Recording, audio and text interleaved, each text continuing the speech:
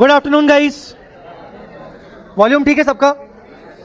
Hello hello hello hello, volume ठीक है? Okay, good afternoon guys. कैसे हैं आप लोग? होमवर्क क्या दिया था मैंने?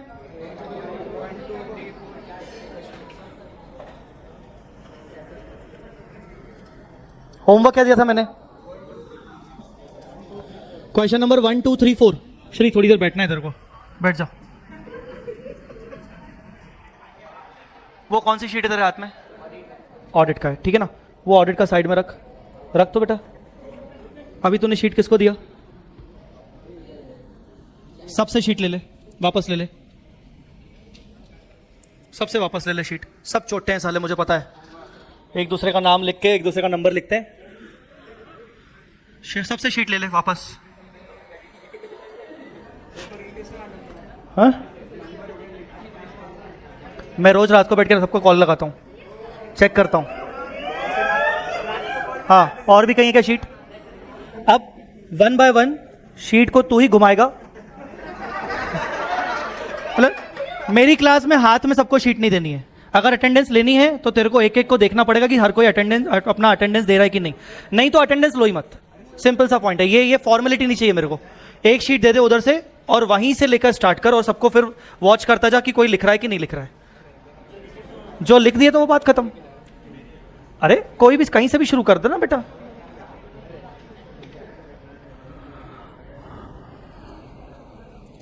ओके, तो मैंने आपको होमवर्क दिया था, करके आए क्वेश्चंस? पहले बात करते हैं क्वेश्चन नंबर 4 का, क्योंकि वो क्वेश्चन आधे में हमारा डिस्कस हो रहा था। अच्छा, आज भी कोई नया चेहरा? आज भी कोई नया चेहरा? हाथ ऊपर करें प्लीज। 1 2 3। बेटा, स्टार्टिंग की 3 क्लासेस देखी हैं आप लोगों ने? नहीं देखी है किसी ने? आपने देखी है?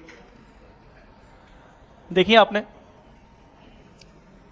सॉरी टू से one thing, I want be responsible for this topic if you are sitting in the mid of the class, that is class number 4th, because I have started AS 20.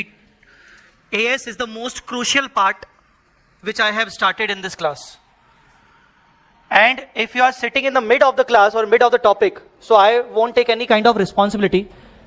बाहर जाके ये नहीं बोलना कि समझ में कुछ भी नहीं आया। नहीं होता है, मैं अगर स्टूडेंट हूं तो मैं भी बोल सकता हूं, बट हमें समझना चाहिए कि हम क्लास के बीच में बैठ रहे हैं। तो अगर आपको आज कुछ ना समझ आए, क्योंकि मुझे लगता है कि आपको कुछ ना समझ में आएगा, क्योंकि मैं अब उस पॉइंट पर आ चुका हूं AS 20 के कि आज मुझे एक हायर लेवल डिस्कस करना है, और तुम 8 बच्चों को खुश करने के लिए मैं 15-20 मिनट का रिवीजन नहीं ले सकता। फ्रेंकली स्पीकिंग, भले वो बच्चे मेरी क्लास में कंटिन्यू करें चाहे नहीं करें, मेरे को फर्क नहीं पड़ता, बट पॉइंट ये है कि वो 20 मिनट भी मेरे बहुत क्रूशियल हो जाएंगे। इसीलिए आज मैं एक हायर लेवल पे आऊंगा। सो प्लीज बेटा, डोंट टेक अदरवाइज, बट आपको अगर ना समझ में आए तो ये रिस्पॉन्सिबिलिटी आपकी है, क्योंकि अगर आपको आना था तो आपको 3 क्लासेस यूट्यूब से एटलीस्ट देख के आनी थी, और नहीं तो आज घर जाके एटलीस्ट आप यूट्यूब पे 1.5 1.75 करके AS 20 जरूर देखिएगा, अगर आप कंटिन्यू करने के इरादे से बैठ रहे हो तो। अगर आप डेमो के इरादे से बैठ रहे हो तो फिर तो क्या बोलते हैं वो, ऊपर वाला जाने मन की बात, फिर तो है ना। चलो क्वेश्चन नंबर 4।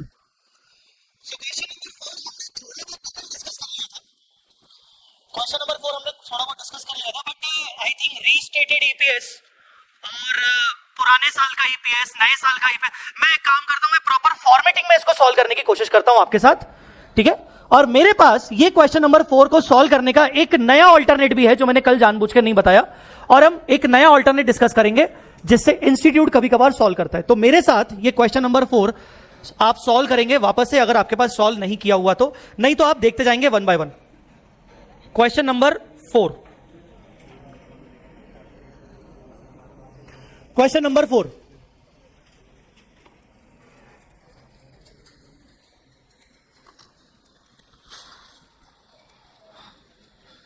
बेटा सबसे पहले मुझे ये बताओ, हमारे पास क्वेश्चन में गिवन इंफॉर्मेशन क्या है? गिवन इंफॉर्मेशन के पॉइंट ऑफ व्यू से हमें क्या क्या दिया हुआ है? सबसे पहला, क्या मेरे पास कम राइट प्राइस दिया हुआ है? अरे जवाब दो, कम राइट प्राइस दिया हुआ है? हाँ, कितना दिया हुआ है? हाँ, 21।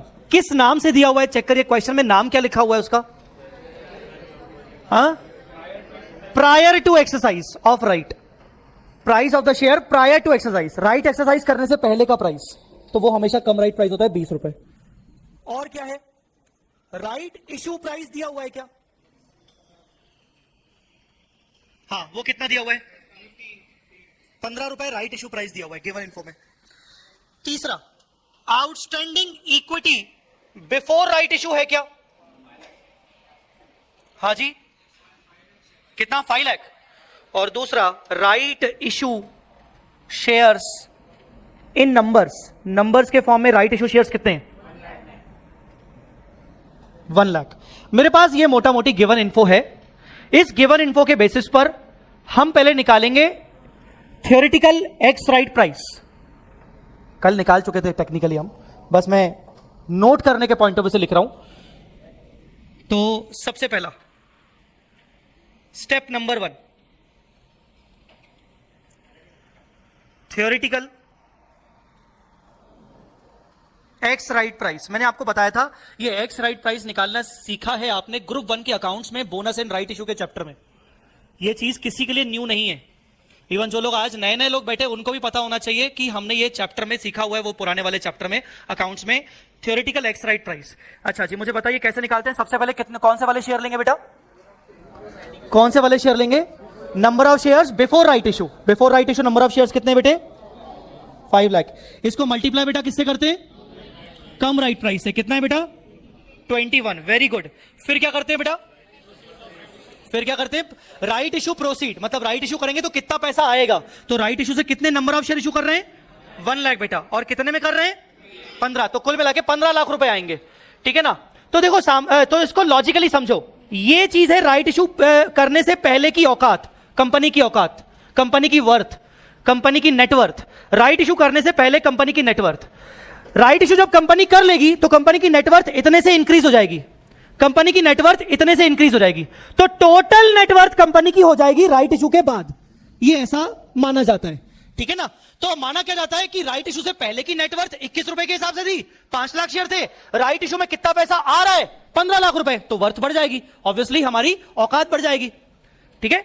तो इस आइडिया से हम कहेंगे कि हमारी टोटल नेटवर्थ ही हो गई। टोटल नेटवर्थ, ये जो भी आपके सामने इक्वेशन दिख रहा है, ये टोटल नेटवर्थ है कंपनी की राइट इशू करने के बाद। राइट इशू करने के बाद, क्योंकि ये जो है, अगेन मार्किंग कर रहा हूं मैं, ये जो है, ये पोर्शन जिसको आप देख रहे हो अभी सर्कल में, ये है राइट इशू करने से पहले की नेटवर्थ। और ये जो है, ये है राइट इशू के टाइम पे कितना और नेटवर्थ बढ़ेगा। तो ओवरऑल ये क्या है? ओवरऑल है ये राइट इशू के बाद कंपनी की कितनी नेटवर्थ हो जानी चाहिए। अंडरस्टूड और नॉट? और राइट इशू के बाद कंपनी के टोटल शेयर कितने हो जाएंगे? 6 लाख, क्योंकि 5 लाख पहले, 1 लाख बाद में। कितना हो जाएगा? 6 लाख। 6 लाख। अरे क्या हो रहा है यार, कलर। हाँ, 6 लाख। हाँ, कितना आ गया बेटा? 20 रुपीज। एक सेकेंड, मैंने कल तो चीज आपको बताई नहीं। मैंने आपको बोला था मैं बाद में बताऊंगा, वो बाद अब आया है। ये थ्योरेटिकल एक्स राइट प्राइस का मतलब क्या होता है? मतलब तो वैसे मैंने आपको समझाया था कि एक्स राइट प्राइस मतलब शेयर का वो प्राइस जिस प्राइस पे मुझे सिर्फ शेयर मिलेगा, मुझे एक्स्ट्रा राइट का एडवांटेज नहीं मिलेगा। अंडरस्टूड और नॉट? इसको और भी क्या बोलना चाहिए, इसको और क्या समझना चाहिए आपकी भाषा में, इसको सिंपल भाषा में और क्या बोल सकते हैं? 20 रुपए का मतलब यह हुआ कि हमारा अंदाजा है कि राइट इशू जब खत्म हो जाएगा तो उसके बाद कंपनी की शेयर की एक मार्केट प्राइस ट्रू सच्ची वैल्यू 20 होनी चाहिए। हमारा ये एक अंदाजा है, इसीलिए हम इसको बोल रहे हैं theoretical. Why we are calling it theoretical? Because considering all things are constant. सारे मार्केट के फैक्टर्स कांस्टेंट है। सारे अदर मार्केट फैक्टर्स मतलब अगर मेरे ऊपर, मेरी कंपनी के ऊपर कोई गवर्नमेंट पॉलिसी का कोई इफेक्ट चलेगा जिसकी वजह से मेरा निफ्टी बढ़ा गिरा तो मेरे शेयर का वैल्यू बढ़ गिर सकता है।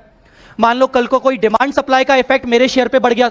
मैं बोल रहा हूं सारे फैक्टर्स अगर कांस्टेंट हैं तो राइट इशू के बाद 20 रुपए वैल्यू होनी चाहिए। And I am saying it theoretical. Why theoretical? Because all other factors are constant. अगर यही सिचुएशन रही सारे अदर फैक्टर कांस्टेंट रहे तो मार्केट में 20 रुपए होनी चाहिए। क्या सचमुच में मार्केट में बाद में 20 रुपए वैल्यू सचमुच में होती है? कुछ नहीं कह सकते। रियल लाइफ में कभी कभार 20 रुपए भी होती है, कभी कभार 20 रुपए से वैल्यू बढ़ जाती है, कभी कभार 20 रुपए से वैल्यू गिर जाती है। मतलब राइट इशू करने के बाद जरूरी नहीं कि कंपनी के शेयर की वैल्यू गिर ही जाए या बढ़ ही जाए, हो सकता है सेम भी रहे, हो सकता है बढ़े, हो सकता है गिरे। क्यों बढ़े गिरे? बिकॉज अदर फैक्टर्स अपना काम करना शुरू कर रहे हैं। पर अगर अदर फैक्टर्स कांस्टेंट होंगे तो वैल्यू 20 रुपए होनी चाहिए थ्योरेटिकली। अंडरस्टूड और नॉट? थ्योरेटिकल मतलब ऑन रिकॉर्ड इतनी वैल्यू होनी चाहिए। गाइस अंडरस्टूड और not? So what is this? This is the true value of the share after right issue. You can write it as a true value. True value मतलब सच्ची price, एक share की एक fair price. True value मतलब fair price. Fair price of the share is called x right price, not the come right. क्योंकि कम right के अंदर right का एक्स्ट्रा एडवांटेज होता है। राइट का एडवांटेज होता है क्यों? क्योंकि अगर मैं किसी को भी शेयर बेचूंगा तो मैं बोलूंगा देख भाई तेरे को शेयर बेच रहा हूं, आगे चल के तेरे को राइट मिलेगा तो मुझे एक्स्ट्रा पैसा चाहिए। मैं उसको जो प्राइस ऑफर कर रहा हूं उसमें मैं उससे एक्स्ट्रा चार्ज कर रहा हूं, तो इसका मतलब वो है कम राइट प्राइस, क्योंकि मैं उससे एक्स्ट्रा मनी चार्ज कर रहा हूं। तो वो सच्ची वैल्यू नहीं है, वो शेयर की सच्ची वैल्यू नहीं है, वो ट्रू वैल्यू नहीं है। अंडरस्टूड और नॉट? ऑल राइट, सो ये हमें मिल गया x right price. Step number 2 क्या था? स्टेप नंबर 2 स्टेप नंबर 2 बोलो। हाँ, split total number of right issue into 2 parts as under. चलिए पहला पार्ट 1 को क्या बोलते हैं? हाँ, पेड पार्ट। पेड पार्ट का लॉजिक क्या होता है? क्या लॉजिक है? देखो, मैं राइट इशू से कितने फंड्स बुलवा रहा हूं? मैं राइट इशू से कितने फंड्स बुला रहा हूं? 15 लाख रुपीस राइट इशू से बुलवा रहा हूं। कितने रुपए के हिसाब से? 15 रुपए के हिसाब से। अगर यही शेयर मैं 15 के बजाय ट्रू वैल्यू पे इशू करूं, तो कितने नंबर्स इशू करने पड़ते? यही 15 लाख रुपए मैं 20 रुपए के हिसाब से बुलवाता, यही 15 लाख रुपए अगर मैं 20 रुपए के हिसाब से बुलवाता तो सिर्फ कितने शेयर्स? हाँ, 75 नंबर में काम हो जाता है। अंडरस्टूड और नॉट? 75 नंबर में काम हो जाता। इसका मतलब अगर मैं आज 1 लाख शेयर इशू कर रहा हूं राइट के फॉर्म में, तो कहीं ना कहीं 75,000 नंबर्स के ही तुमसे पैसे चार्ज कर रहा हूं। 25,000 तुम्हें कहीं ना कहीं मैं फ्री में शेयर बांट रहा हूं, फ्री में बांट रहा हूं। गाइस अंडरस्टूड और नॉट? तो दूसरा पार्ट क्या बोलेंगे? Bonus part. तो bonus part is total 1 lakh minus 75 is equal to 25 numbers. Clear? Clear? Okay, third step क्या है? थर्ड स्टेप बोलो, third step. Step number 3, calculate weighted average outstanding numbers. Calculate weighted average outstanding numbers. Calculate weighted average outstanding numbers. तो एक एक करके event बताइए। हमारा current year कौन सा है? हमारा करंट ईयर कौन सा है? 2012 की 11? हाँ, ब्रैकेट में लिख रहा हूं करंट ईयर 2012। तो करंट ईयर 2012 की शुरुआत होगी 1 जनवरी 2012 से। तो मुझे बताइए ओपनिंग आउटस्टैंडिंग कितना था? हाँ, 5 लाख। इसके ऊपर टाइम वेट क्या रहेगा? 12/12। Very good. फिर राइट इशू का एक्सरसाइज डेट क्या है? 1 मार्च। एक्सरसाइज डेट है 1 मार्च। तो 1 मार्च को राइट इशू। उस राइट इशू के अंदर 2 पार्ट हैं बेटा। राइट इशू 1 लाख का है, पर 1 लाख के अभी हमने स्टेप नंबर 2 में 2 पार्ट किए हैं। स्टेप नंबर 2 में 2 पार्ट किए हैं। कौन से? हाँ, तो पहला वाला 75 पेड पार्ट। पेड पार्ट को टाइम वेट कहां से देंगे? 1 मार्च से। तो 1 मार्च से दिसंबर तक कितने महीने होते हैं? 10/12, 60 to 500। ठीक है। और ऊपर वाला तो सेम टू सेम 5 लाख। दूसरा वाला बोनस पार्ट 25,000 इंटू इसका टाइम वेट क्या देंगे 12/12। बोनस को 12/12 क्यों? क्योंकि बोनस फ्री रिजर्व से हुआ। फ्री रिजर्व हमेशा शुरू से आउटस्टैंडिंग होते हैं, फ्री रिजर्व हमेशा पहले से ही पड़े हुए थे कंपनी के पास। ठीक है, तो टोटल बनाओ 587, 500 आ गया वेटेड एवरेज आउटस्टैंडिंग नंबर्स। ठीक है बेटा, बोलो बेटा क्लियर हुआ कि नहीं? बस 3 स्टेप हो गई। अब मेन फेयर वर्किंग कर रहे हैं, ये तो स्टेप्स हो गई। अब अपन निकाल रहे हैं ईपीएस। तो ईपीएस के लिए मैं क्या करूंगा, मैं एक टेबल बना रहा हूं, particulars current year 2012, previous year 2001।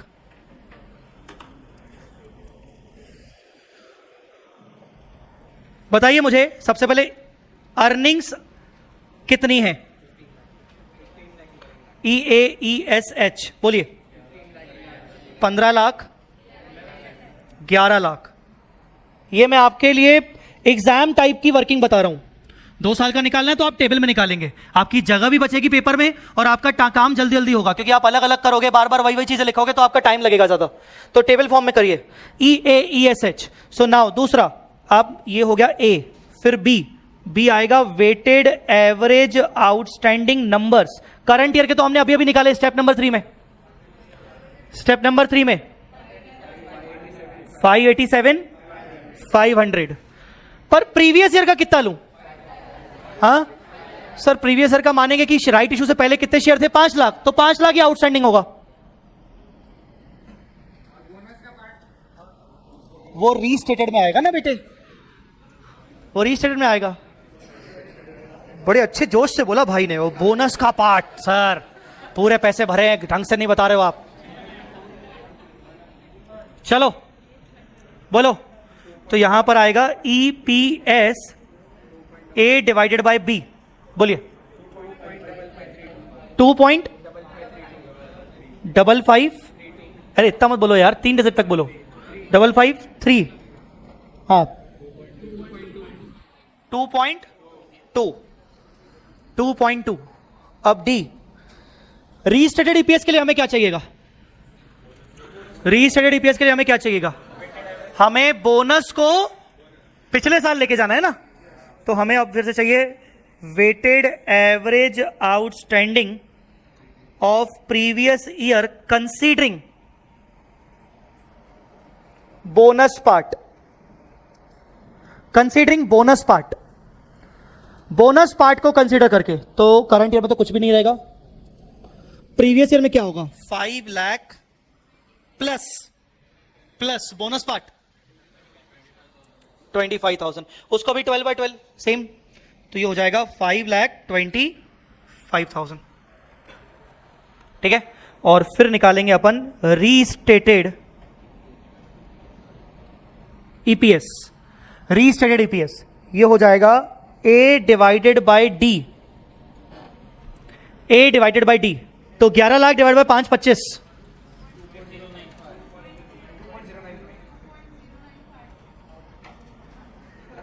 2.095। Current year के एसपीएल में कौन कौन सा ईपीएस शो होगा? करंट ईयर के statement of profit and loss के फेज पे कौन कौन सा ईपीएस शो होगा? जब करंट ईयर का एसपीएल बनाएंगे तो कौन कौन सा शो होगा? एक तो 2.553 करंट ईयर के कॉलम में, प्रीवियस ईयर के कंपैरेटिव में कौन सा दिखेगा? 2.2 की 2.0? 2.095 शो होगा। ये वाला शो करेंगे ही नहीं। रीस्टेटेड ईपीएस ऐसा ये वाला शो होगा। बेटा समझ में आई बात की नहीं? बोलो बेटा क्लियर है कि नहीं? ओके, तो ये था आपका राइट इशू। अब आप लिखेंगे ऑल्टरनेट 2। ऑल्टरनेट 2 एक और तरीका है राइट इशू को सॉल्व करने का। एक और तरीका है राइट इशू को सॉल्व करने का, ध्यान से सुनिएगा। राइट इशू को सॉल्व करने का तरीका, थ्योरेटिकल एक्स राइट प्राइस कितना था? हाँ 20 था। और कम राइट प्राइस कितना था? अब मेरे साथ साथ जरूर मैं बोलता रहूं, लिखते जाना। सबसे पहले राइट फैक्टर या फिर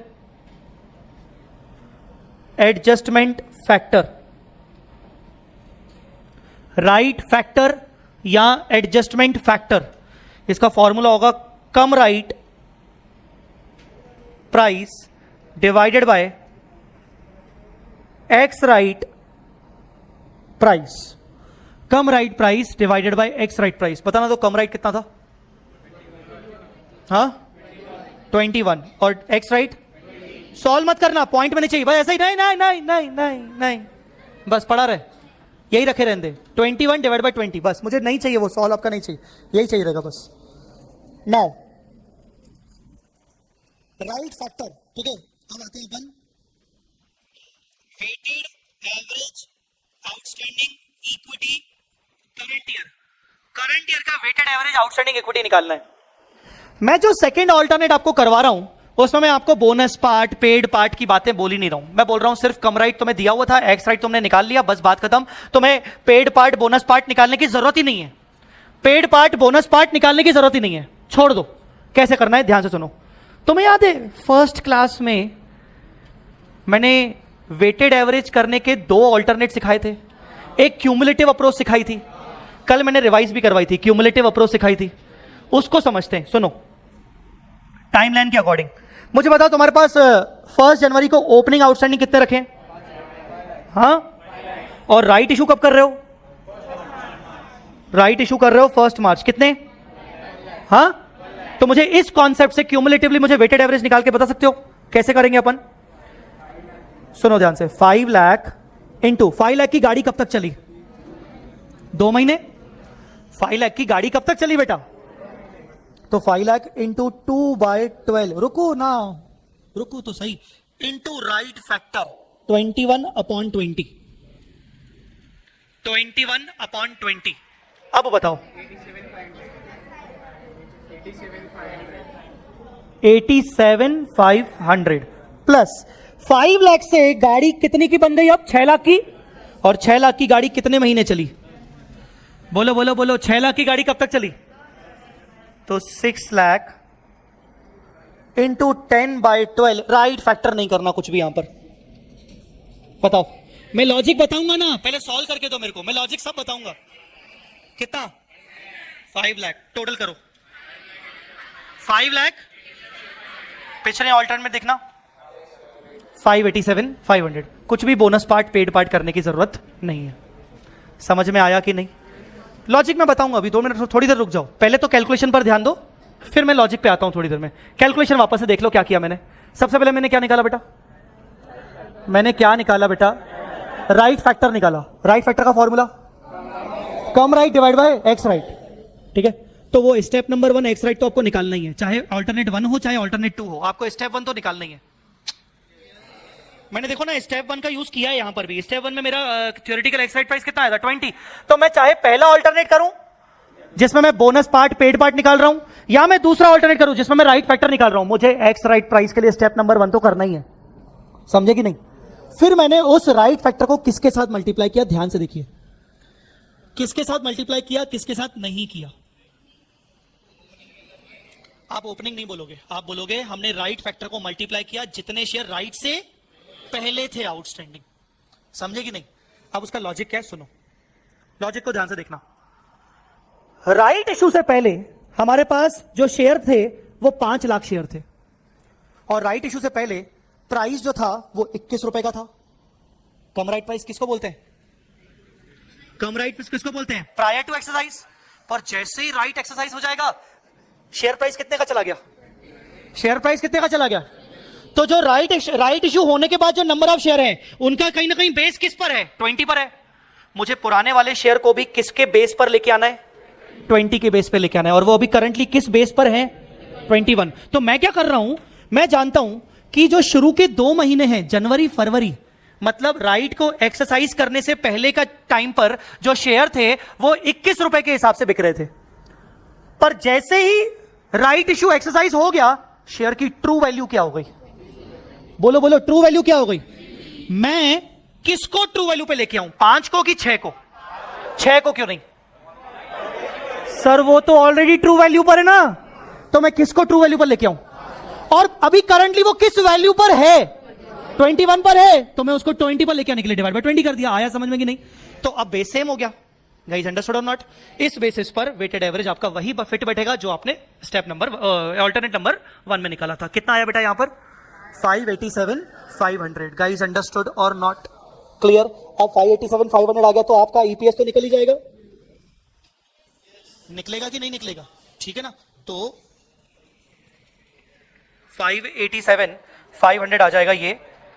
फिर करंट ईयर का ईपीएस 15 लाख डिवाइड बाय 587 500 कितना आया ये? 2.553। 2.553। क्या कोई प्रॉब्लम? 2.553 बेटा क्लियर है कि नहीं? चलो अब लास्ट ईयर की बात करते हैं। सर लास्ट ईयर में भी तो करना पड़ेगा ना रीस्टेटेड के लिए। सर रीस्टेटेड के लिए भी तो बोनस पार्ट चाहिए था, पर आप तो ऑल्टरनेट ही बदल दिया आपने। इस वाले ऑल्टरनेट में तो बोनस पार्ट है ही नहीं हमारे पास। एक बात बताओ, इसी क्वेश्चन में मैंने तुम्हें जब लास्ट ईयर का रीस्टेटेड ईपीएस निकलवाया था उसमें मैंने तुम्हें क्या ऐड करवाया था? 25,000। ये तो बोनस पार्ट था। मैंने ऑल्टरनेट कन्वर्ट तो मैंने सिखाया ही नहीं कि बोनस पार्ट कैसे निकलेगा। मैंने तो राइट फैक्टर कैसे सिखाया है। बहुत इजी है, कोई दिक्कत नहीं। देखो ध्यान से, न्यूमरेटर में 11 लाख, डिनोमिनेटर राइट इशू से पहले कितने शेयर थे? राइट इशू से पहले कितने शेयर थे?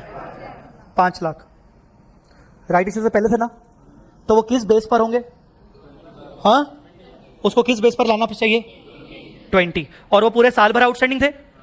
बोलो बेटा वो पूरे साल भर थे। करो इसको सॉल्व, डिनोमिनेटर को सॉल्व करो। कितना आ रहा है? 525। अपने आप आ गया 525, मतलब इसमें बोनस पार्ट अपने आप शामिल हो गया। नहीं आएगा समझ में? हाँ, 5 लाख थे, उनका बेस क्या था? 5 लाख थे, उनका बेस क्या था? राइट इशू से पहले का बेस क्या था? 21 की 20? 21। जबकि मुझे उसको किस बेस पे लेके आना है? 20।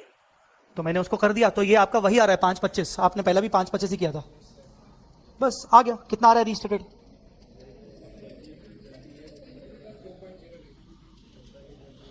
2.09 कुछ और था क्या? 5095। सर एग्जाम में कौन सा करके आना है? ऑब्वियसली यही पूछोगे।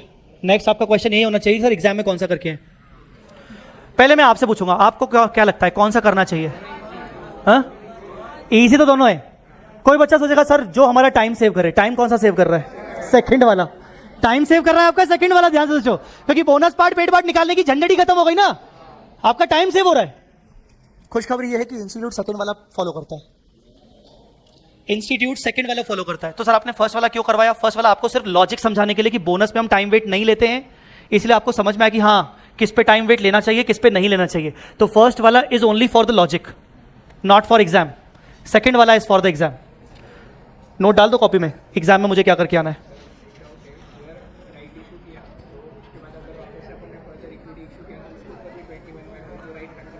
फिर से बोलो। हाँ, न्यू इशू किया नहीं, उसके ऊपर क्यों करेंगे? उसके ऊपर वो तो बाद में हुआ ना। जो शेयर आउटस्टैंडिंग राइट से पहले थे। इसका मतलब 5 लाख ओपनिंग था। इनका सवाल सुन लो, ओए आंसर मुझे देना। सर 1 जनवरी को 5 लाख ओपनिंग था, 1 फरवरी को न्यू इशू किया, 1 फरवरी को न्यू इशू किया, राइट इशू नहीं। फिर 1 मार्च को राइट इशू किया। सर ये बताइए राइट फैक्टर किस पे मल्टीप्लाई होगा? सेकेंड अल्टरनेट के अकॉर्डिंग राइट फैक्टर किस पे मल्टीप्लाई होगा? मैं फिर से फिगर दे रहा हूं। ओपनिंग था 5 लाख, न्यू इशू था 50,000 1 फरवरी का, और राइट इशू तो 1 लाख ही है ये वाला 1 मार्च का। तो मुझे बताइए ये फॉर्मूले के अकॉर्डिंग, ये इसके अकॉर्डिंग क्या करते हैं? सबसे पहले ओपनिंग कितना होता? 5 lakh.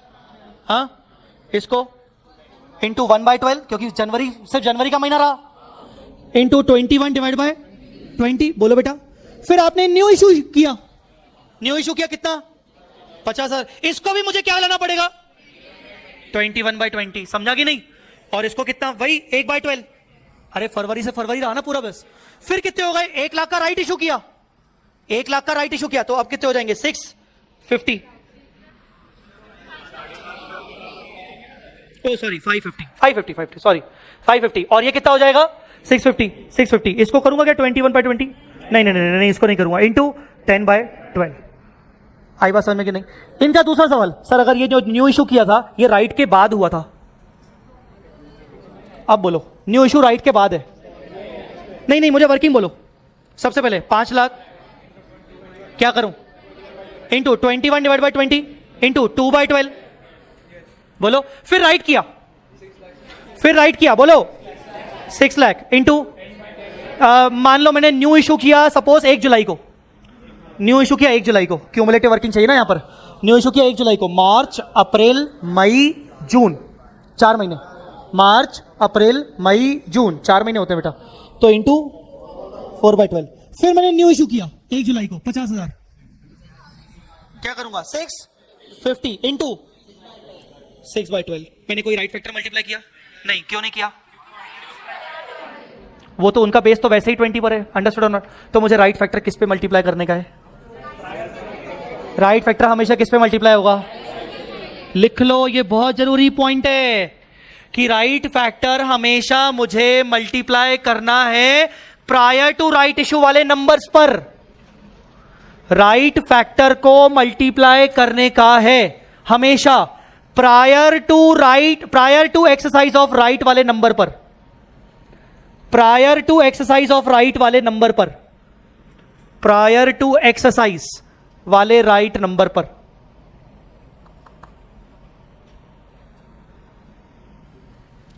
Prior to exercise right वाले नंबर पर। और चाहो तो फिर ये छोटा सा इसका एक अपना एग्जाम्पल छोटा सा बना के ये चीज वर्किंग लिख लेना कि भाई सपोज अगर हमने 1 फरवरी को 50,000 नए शेयर इशू किए तो क्या होगा? तो ये होगा। लिख लो ना, 2 मिनट तो लगते हैं, मैं बैठा हूं ना, वेट कर रहा हूं, जल्दबाजी नहीं है। सपोज 50,000 न्यू इशू 1 फरवरी को किए तो क्या वर्किंग होगी? ये वर्किंग होगी। तुम जब कॉपी बनाओ तो चिंदीगिरी से बिल्कुल मत बनाना कि ऊपर ऊपर लिख दिया, साइड साइड में लिख दिया। कॉपी तुम्हारी है, किसी और की उधार लेके नहीं बना रहे हो, तो इसीलिए पूरा लिखने का, पूरा बिल्कुल डिटेल में लिखने का है। कॉपी का मतलब ही तो वही होता है। अपनी कॉपी में ही चिंदीगिरी करोगे तो मतलब क्या है? तो मैंने क्या बोला, तुमने अभी जो पॉइंट लिखा उस पॉइंट के नीचे लिखना सपोज 1 फरवरी को 50,000 का न्यू इशू होता तो क्या होता? तो ये होता। सपोज 1 फरवरी को 50,000 का न्यू इशू होता तो क्या होता? तो ये वाला नोट कर लो, ये होता।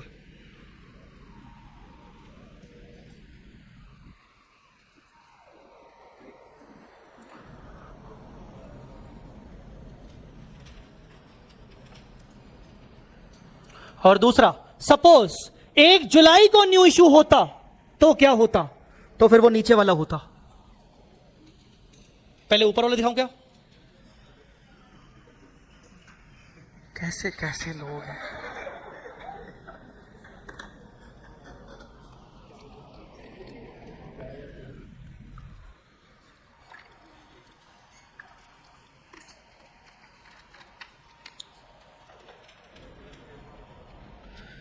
ये वाला एग्जाम्पल कौन सा है? अगर 1 फरवरी को न्यू इशू 50,000 का होता तो ये होता।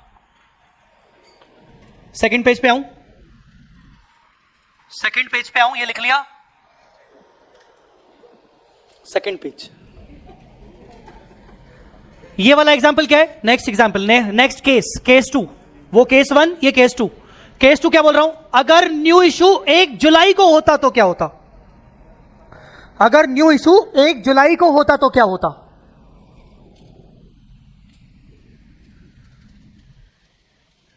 तो ये वर्किंग होती। तो कुल मिला के moral of the story, what is the conclusion? The conclusion is simple, always multiply right factor to all those numbers which are outstanding prior to right issue.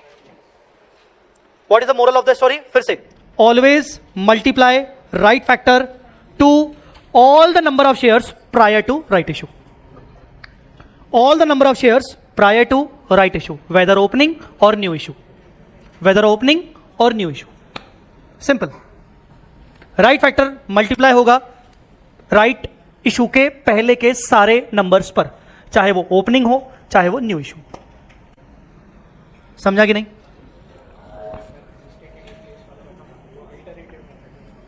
कौन सा वाला? रीस्टेटेड तो सिंपल है। अच्छा लिखना है, ओके।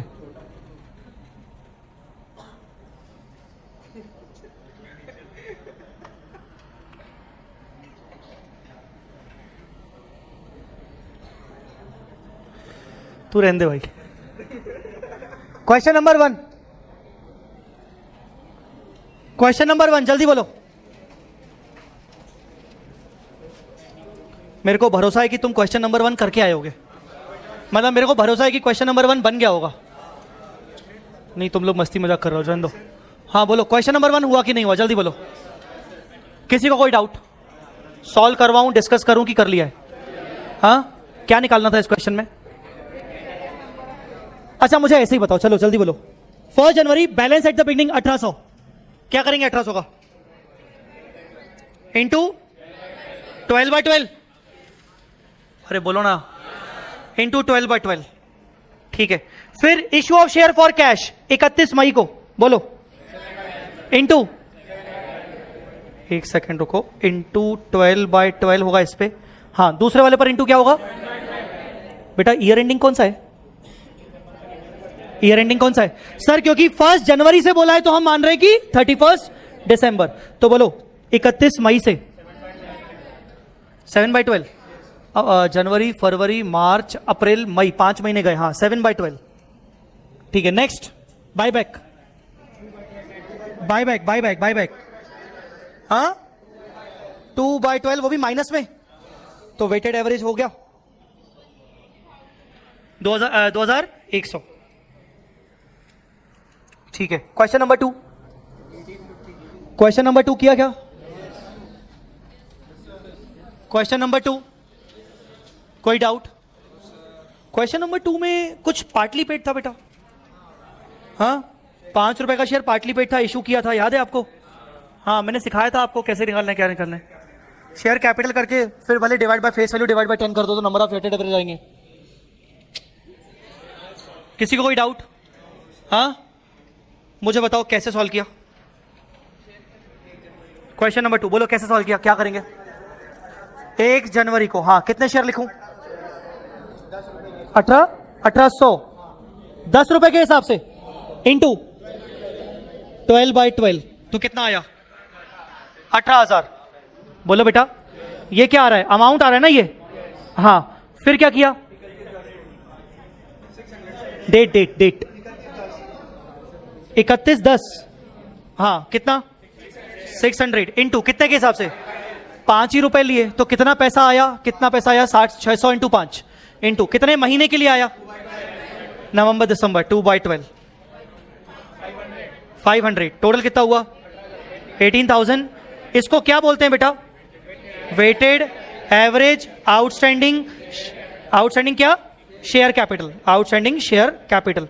अच्छा मुझे अगर नंबर करना है तो डिवाइड बाय क्या कर दूंगा? वापस से डिवाइड बाय कर दूंगा 10, तो ये कितना आ जाएगा? 1850 वेटेड एवरेज नंबर्स। निकालना क्या था? यही निकालना था कि ईपीएस निकालना था? हाँ यही निकालना था बेटा। क्लियर है कि सबको कि नहीं? क्वेश्चन नंबर 2 बन गया होगा ना सबसे? Question number 3, question number 3, question number 3 discuss करना है, ओके। कितने लोगों से हो गया? मैक्सिमम लोगों से हो गया। कितने लोगों को प्रॉब्लम? ओके चलिए question number 3, net profit for the year ended 31 March 2011, net profit for the year ended 31 मार्च 2012। बेटा पहला वाला प्रीवियस ईयर, दूसरा वाला करंट ईयर। जो रीसेंट वाला है वो करंट ईयर, जो रीसेंट वाला है वो करंट ईयर, ठीक है। सर इसने नेट प्रॉफिट वर्ड बोला है सर, इसने EAESH नहीं बोला है बेटा। अगर इसमें बोला जाता कि प्रेफरेंस डिविडेंड है तो हम माइनस कर लेते, जब प्रेफरेंस डिविडेंड नहीं है तो वही नेट प्रॉफिट, वही क्या बन जाएगा? EAESH। हाँ नेट प्रॉफिट दिया हुआ है, क्वेश्चन में बोलता कि प्रेफरेंस डिविडेंड है तो हम डेफिनेटली माइनस करते। आई बात समझ में कि नहीं? जब कुछ नहीं बोला गया तो हम इसी नेट प्रॉफिट को क्या मानेंगे? EAESH। आगे, number of equity shares outstanding until 30th September 11, 20 lakh. Bonus issue किया 1 अक्टूबर 11 को, 2 equity share for each equity share outstanding, calculate basic earning per share, ठीक है। तो मैं इसको थोड़ा सा अलग तरीके से समझाऊंगा टाइमलाइन के बेसिस पर।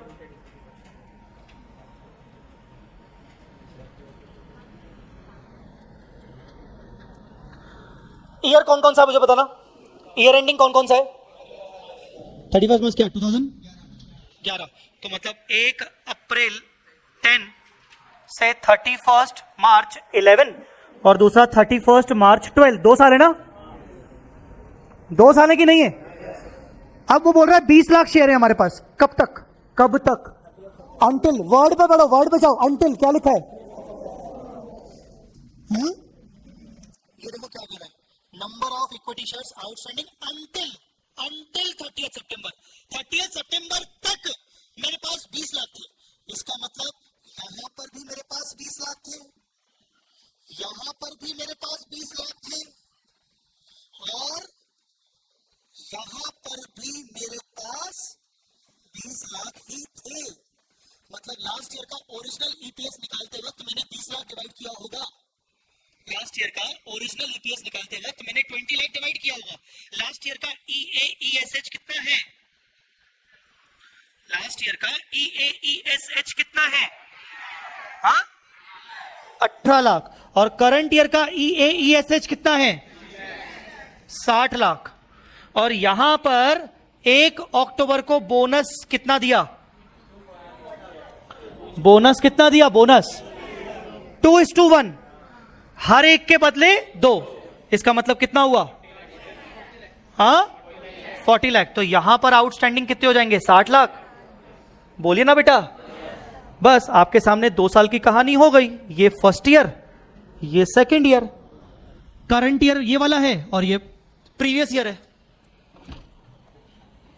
तो मुझे बताइए प्रीवियस ईयर का ओरिजिनल बेसिक ईपीएस हमने कितना निकाला होगा? 18 लाख डिवाइड बाय पिछले साल कितने शेयर आउटस्टैंडिंग थे? पिछले साल कितने शेयर आउटस्टैंडिंग थे? 20 लाख। कितना? 0.9। Current year basic EPS current year में कितना है? 60 लाख। बोलो बेटा 60 लाख है ना? हाँ। बोनस पे टाइम वेट कितना लेते हैं?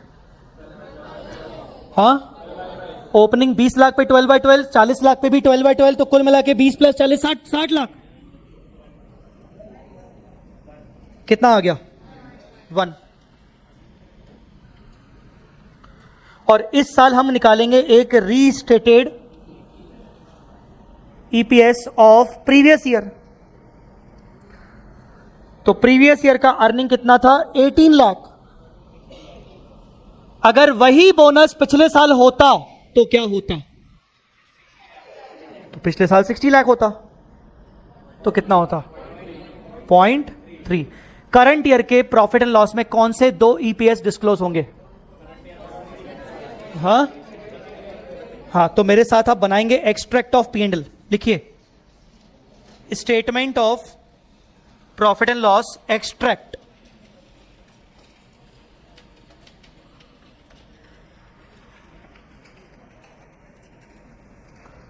करंट ईयर, प्रीवियस ईयर,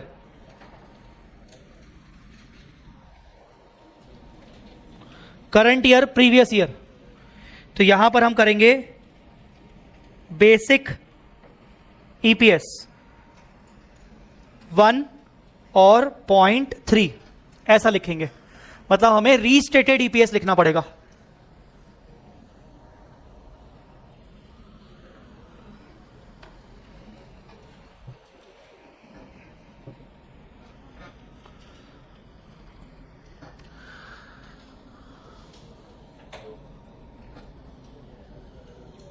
ठीक है, क्लियर है कि नहीं?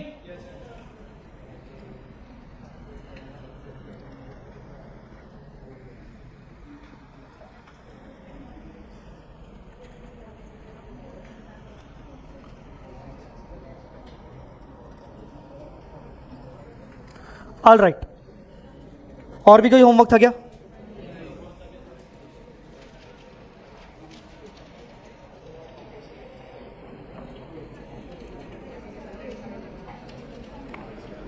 बेटा मुझे क्वेश्चन नंबर 7 पढ़ के बताओ, बस सॉल्व नहीं करने का है, पढ़ के बताओ कि तुम्हें क्वेश्चन जाना पहचाना लग रहा है कि नहीं। Question number 7, question number 7,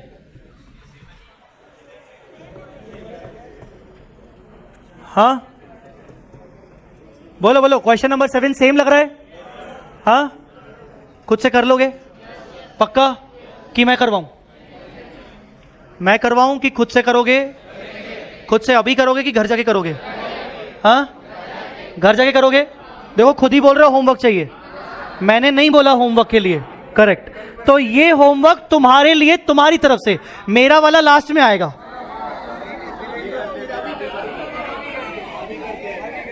golden words are not repeated again.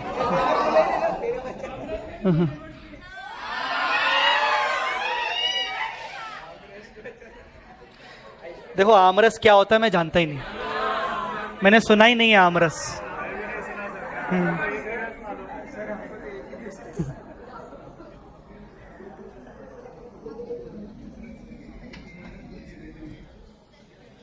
आइए क्वेश्चन नंबर 8 डिस्कस करते हैं।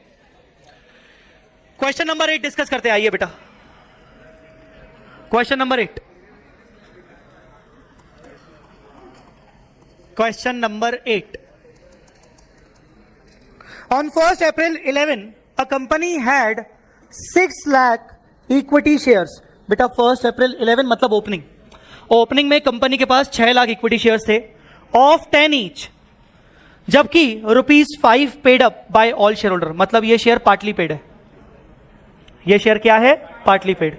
₹5 पेड अप। बेटा प्लीज, ओए बातें नहीं, बहुत इंपॉर्टेंट क्वेश्चन चल रहा है, कोई डिस्कशन नहीं फालतू का, मैं वापस पढ़ रहा हूं। On 1st April 11, a company had 6 lakh equity share, opening में 6 लाख इक्विटी शेयर है, 10 रुपए का फेस वैल्यू है, जबकि 5 रुपए पार्टली पेड है। पार्टली पेड में दिमाग चलना शुरू हो चुका होगा कि क्या करने वाले हम, याद है ना? एक शब्द में बताओ क्या करने, क्या निकालने वाले? Weighted average share capital. ठीक है, आगे। On 1st September 11, the remaining 5 रुपए was called up and paid by all share holder except one shareholder having 60,000 equity shares, having 60,000 equity shares। इसको अगर तुम बोले, मुझे बोलो, तो ऐसा इंटरप्रेट कर रहे हैं कि 1 अप्रैल को हमारे पास कितने शेयर थे बेटा? हाँ, 6 लाख थे। कितने के हिसाब से? हाँ, 10 ईच, ₹5 पेड अप थे ना। फिर डेट कौन सी है दूसरी? 1st September, called on. बेटा 60,000 तो दी नहीं, टोटल शेयर कितने? 6 लाख। 6 लाख में से 60,000 शेयर के कोई एक शेयर होल्डर के पास थे, वो खा गया, वो भाग गया, वो नहीं दे रहा है, तो उसको भूल जाओ, उसको भूल जाओ। तो कितने लोगों ने दिया? कितने लोगों ने दिया? 5,40,000 एट द रेट ऑफ 5। आई बात समझ में कि नहीं? समझ में आया बेटा? क्या नाम है? मोहित। समझ में आया पक्का? सच्ची में पक्का? पानी पी ले एक बार। Called on 5,40,000 at the rate of ₹5। ठीक है, उसके बाद the net profit for the year ended 31 March 2012 was ₹21,96,000 after considering dividend on preference share 340। मुझे तो समझ ही नहीं आ रहा, ये 2196 क्या है? ये 2196 आफ्टर प्रेफरेंस डिविडेंड, क्या बोलते हैं इसको? EASH दिया हुआ है, EASH 2196। तो मैं ना ऐसा गिवन इंफॉर्मेशन नोट करनी पड़ेगी, अपनी भाषा में इंटरप्रेट करना पड़ेगा इसको। ठीक है, आगे क्या बोल रहा है? You are required to compute basic EPS for the year ended 31 March 2022 as per the accounting standard 20। चलो निकाल के दो, ये वर्किंग आपके सामने है, निकाल के दो। 4.8।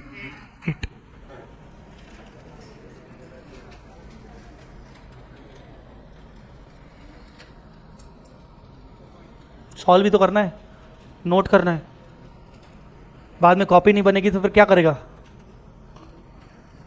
बेहतर है कि कॉपी बना ले अपन लड़कियों को ताड़ने से पहले। ऐसे ही बता रहा हूं मैं, तेरे को नहीं बोल रहा हूं।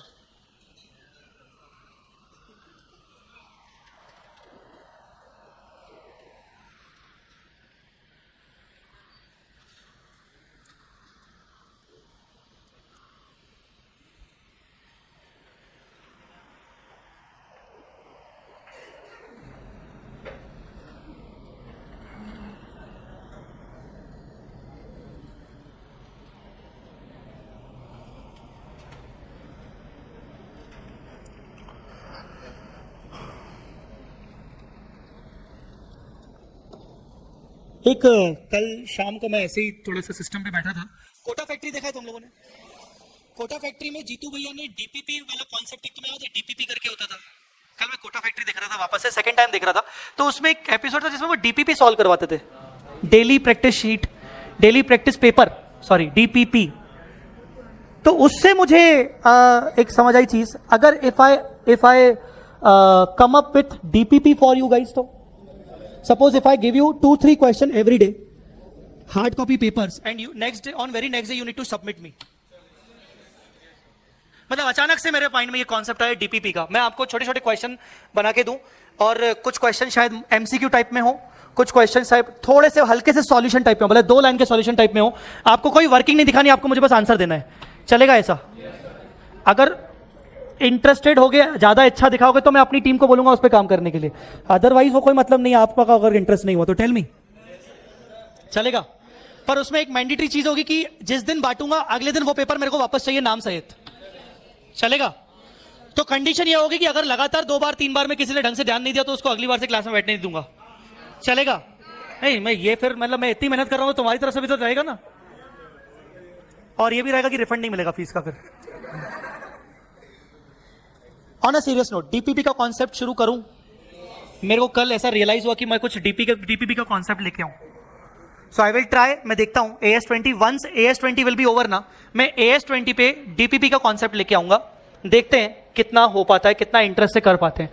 उसका फंडा ये होगा, daily I will give you 1 hard copy paper, उसी हार्ड कॉपी पेपर में आपको सॉल्व करके आना है, सॉल्यूशन आपको कॉपी में नहीं देना है, हार्ड कॉपी पेपर में आपको उसी में सॉल्व करके आना है, आपको शीट मुझे वापस सबमिट करनी है। If you need that sheet तो आप उसका फोटो खींच के अपने पास ड्राइव में रख लो, सॉफ्ट कॉपी, पर मुझे शीट वापस चाहिए। होमवर्क कैंसिल, उतने टाइम के लिए होमवर्क कैंसिल, वही एक तरीके से होमवर्क रहेगा ना? नहीं, डीपीपी मेरे को बनानी पड़ेगी।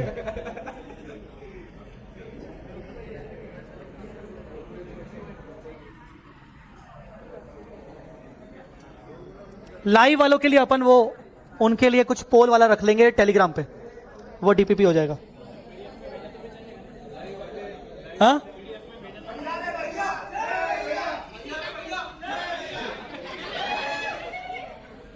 क्या बोल रहा है बेटा? वो फिर डीपीपी नहीं कहलाएगी ना, डीपीपी का मतलब होता है जो पेपर दिया वो पेपर वापस सबमिट करना है। भाई तू खुद से सॉल्व करेगा तो मेरे पास टाइम नहीं कि मैं तेरी कॉपी में आके चेक करूं, मुझे पेपर वापस चाहिए। जिसने पेपर मुझे वापस सबमिट किया मतलब मैं मान लूंगा कि हाँ वो करके आया है, सिंपल। क्या?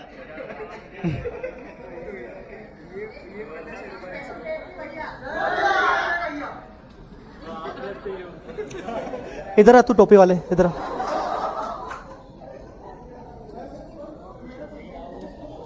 ये सबका आ गया 4.8। मैंने सॉल्व नहीं किया है, मैं सॉल्व करूं कि कर लिया? हाँ, मुझे बताओ वेटेड एवरेज कितना है?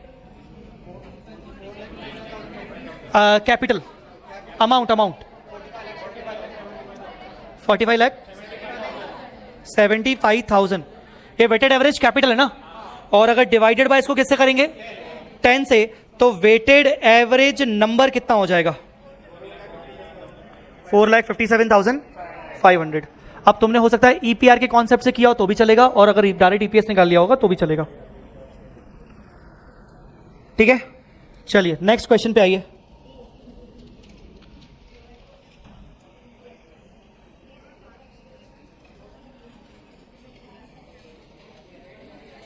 अच्छा एक second, let me explain 2-3 points first of all. सुनो, नेक्स्ट क्वेश्चन पे आने से पहले let me explain first of all 2-3 points. बेटा आपने नाम सुना है एक्स्ट्रा ऑर्डिनरी आइटम? कहीं देखा होगा, कहीं सुना होगा? Yes, very good. शेड्यूल 3 में जो पीएनडल का फॉर्मेट है, उस पीएनडल के फॉर्मेट में एक नाम होता है एक्स्ट्रा ऑर्डिनरी आइटम। सुना है कि नहीं सुना है? एक्स्ट्रा ऑर्डिनरी आइटम और एक्सेप्शनल आइटम। ठीक है, एक्स्ट्रा ऑर्डिनरी आइटम को AS5 में डिफाइन किया गया है। AS5 के अंदर, AS5 हमने अभी तक नहीं पढ़ा, AS5 हमारे सिलेबस का पार्ट है। एक्स्ट्रा ऑर्डिनरी आइटम को AS5 के अंदर डिफाइन किया गया है। पहले तो मैं चाहता हूं कि एक्स्ट्रा ऑर्डिनरी आइटम की डेफिनेशन लिखिए अपनी कॉपी में, नोट्स में लिखो। What do you mean bye extra ordinary item? What do you mean bye extra ordinary item? इसका आंसर लिखो. It is defined under AS5. It is defined under AS5. नीचे उसके नेक्स्ट पॉइंट लिखो. ये तो फर्स्ट पॉइंट था. Next point लिखो. Any item of expense, any item of expense or income, any item of expense or income, comma. बेटा मैंने यहां पर असेट लायबिलिटी नहीं बोला है, मतलब आपको पूरा दिमाग चलना चाहिए कि इनकम और एक्सपेंस का आइटम ही एक्स्ट्राऑर्डिनरी आइटम होता है, असेट लायबिलिटी नहीं होता. एनी आइटम ऑफ एक्सपेंस और income which is of non-recurring in nature, which is of non-recurring in nature, which is of non-recurring in nature. non-recurring मतलब क्या होता है? हाँ, जो इनकम और एक्सपेंस बार बार अकर नहीं होते, ठीक है ना. And which is clearly distinct, which is clearly distinct, spelling सामने लिखी हुई है. which is clearly distinct, distinct मतलब सेपरेट, अलग, पूरी तरीके से अलग.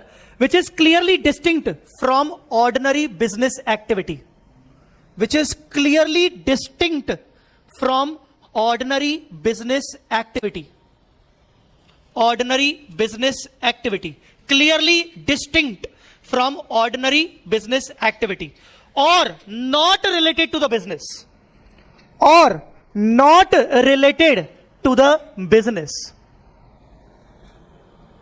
कोई भी खर्चा या कोई भी इनकम जिसमें दो कैरेक्टरिस्टिक हो, जिसके अंदर दो फीचर हो. पहला नॉन रिकरिंग, और दूसरा जो आपके बिजनेस से रिलेटेड ना हो.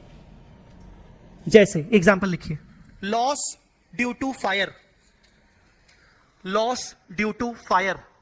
दूसरा example, loss due to any natural disaster.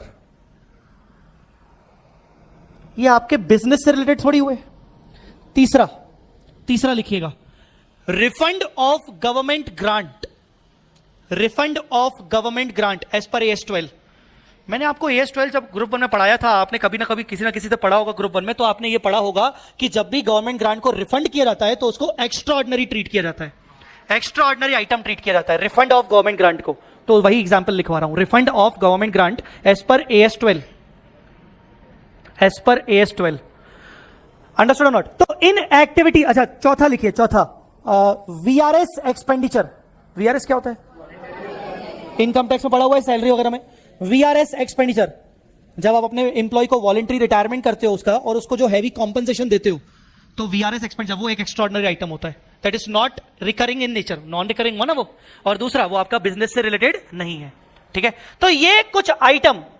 Sir income भी हो सकता है, हाँ इनकम भी हो सकता है कुछ ना कुछ. तो ये आइटम कहीं ना कहीं आपके होते हैं एक्स्ट्राऑर्डिनरी. सर इनकम हुआ तो क्या होगा? इंश्योरेंस क्लेम लिख लो, insurance claim received, insurance claim received from above natural disaster और फायर. ग्रुप 1 में इंश्योरेंस क्लेम करके एक चैप्टर था, loss of profit policy, loss of stock policy. हाँ, उसमें इंश्योरेंस क्लेम लेते थे. That is extraordinary, that is extraordinary. ठीक है, हाँ मैंने बोला नहीं पूरा, फिर से बोल रहा हूं. Insurance claim received from loss of fire और loss of natural disaster, loss of fire और नेचुरल डिजास्टर. तो ये हो गया आपका रिसीट. तो ये आइटम क्या होते हैं? एक्स्ट्राऑर्डिनरी. मुझे बताएंगे कोई भी एक्स्ट्राऑर्डिनरी के दो नेचर कौन से, दो फीचर कौन से? मैंने लिखवाए हैं एक्स्ट्राऑर्डिनरी के दो कौन से फीचर? Non recurring. पहली बात तो वो नॉन रिकरिंग होना चाहिए. दूसरा, क्लियरली डिस्टिंक्ट फ्रॉम बिजनेस, पूरी तरीके से बिजनेस से अलग है. वो बिजनेस से रिलेटेड नहीं है, वो आपके ऑपरेटिंग एक्टिविटी से रिलेटेड नहीं है. अब मैं एक सवाल पूछ रहा हूं, मुझे जवाब दीजिएगा. Old furniture sold at a gain of 5,000, ये 5,000 का गेन मेरी इनकम हुई, क्या ये एक्स्ट्राऑर्डिनरी है कि नहीं? Old furniture sold at a gain of 5,000, 5,000 gain हुआ, मेरा ये इनकम है, डेफिनेटली है. क्या मेरा ये एक्स्ट्राऑर्डिनरी आइटम हुआ कि नहीं? कुछ बच्चे बोल रहे हैं होगा, कुछ बच्चे बोल रहे हैं नहीं होगा. जितने बच्चे बोल रहे हैं नहीं होगा, कोई है नहीं होगा? हाँ, क्यों नहीं होगा बेटा जी? It is use in the business, मतलब asset is use in the business. Okay, और बच्चे बोल रहे हैं कुछ लोग कि ये एक्स्ट्राऑर्डिनरी होगा, होगा क्यों? नॉन रिकरिंग है, पर दूसरा दो कैरेक्टरिस्टिक होने चाहिए।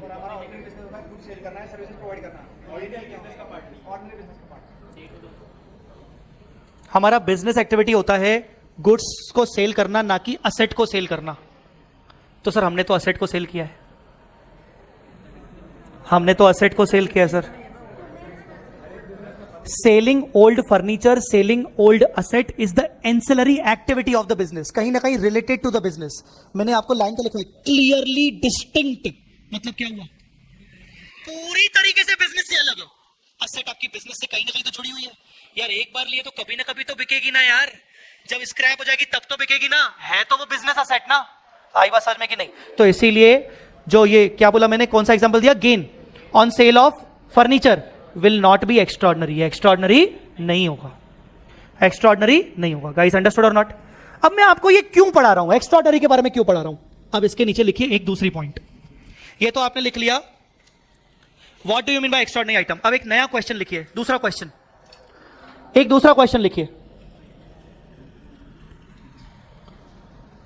While calculating EAESH, while calculating EAESH,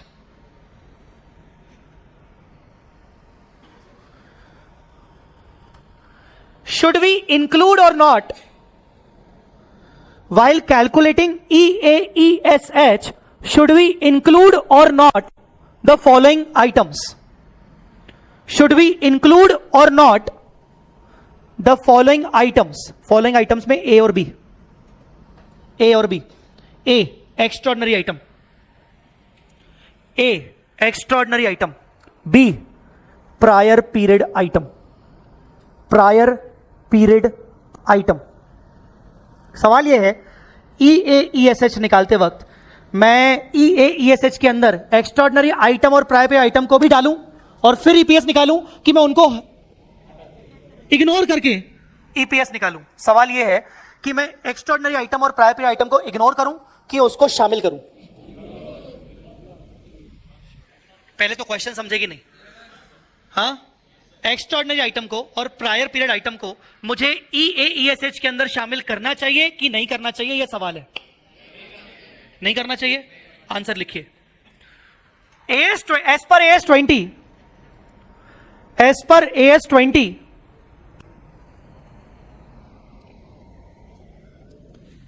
EPS, basic EPS, as per AS20, basic EPS should include the effect of, basic EPS should include the effect of both the items, should include the effect of both the items। both items मतलब समझ गए ना, दोनों item, both the item मतलब extraordinary and prior period. AS20 कहता है basic EPS निकालते वक्त आपको इन दोनों आइटम्स को, इफेक्ट को इंक्लूड करना पड़ेगा, क्योंकि वो आप P&L में तो लिख ही रहे हो, P&L में लिख रहे हो मतलब वो आपकी मेन इनकम का पार्ट हो ही गया, तो इसीलिए वो आपकी अर्निंग का भी पार्ट हो गया, इसीलिए आपको उसको एक्स्ट्राऑर्डिनरी और प्रायर पीरियड आइटम को लिखना पड़ेगा। बात समझ में आई कि नहीं? बोलो बेटा, समझ में आया कि नहीं? तो आपके बेसिक ईपीएस में एक्स्ट्राऑर्डिनरी आइटम और प्रायर पीरियड आइटम का इफेक्ट आना चाहिए। समझे कि नहीं समझे? सर आपने एक्स्ट्राऑर्डिनरी आइटम बता दिया, प्रायर पीरियड आइटम क्या होता है? अपना अंदाजा लगाओ क्या होना चाहिए prior period item. Prior period item क्या होना चाहिए? मतलब नाम से क्या लग रहा है, नाम से क्या लग रहा है? पिछले साल का आइटम, तो पिछले साल का आइटम तो पिछले साल होना चाहिए ना sir.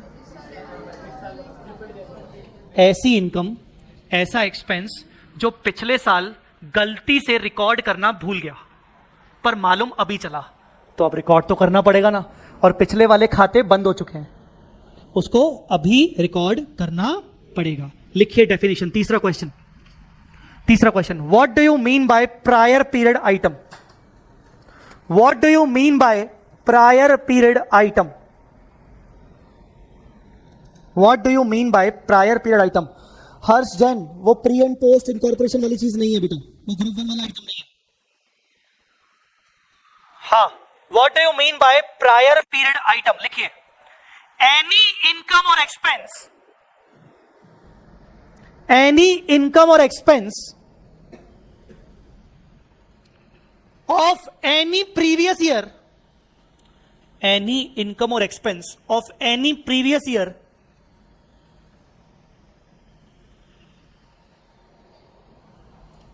which is omitted to be recorded, which is omitted, omitted मतलब वो आपने पढ़ा था ना बचपन में, एरर ऑफ ओमिशन, कहीं पढ़ा था एरर ऑफ ओमिशन? कहां पढ़ा था एरर ऑफ ओमिशन? हाँ, रेक्टिफिकेशन वगैरह, एरर ऑफ ओमिशन भूल गए रिकॉर्ड करना. विच वॉज, मैंने क्या लिखवाया, which was omitted to be recorded, which was omitted to be recorded. Any income or expense of any previous year which was omitted to be recorded in the previous year, in the previous year, and arise in the current year. मालूम पड़ा अभी, arise in the current year, arise in the current year. बस that's it. तो ये हो गया आपका prior period item. EPS निकालते वक्त आपको प्रायर पीरियड आइटम और एक्स्ट्राऑर्डिनरी आइटम दोनों को शामिल करने का है. लिखिए नीचे एग्जाम्पल. मुझे एग्जाम्पल नंबर चाहिए. एग्जाम्पल नंबर, हाँ, एग्जाम्पल नंबर 11 ना? Yes, example number 11. तो आइए लिखिए.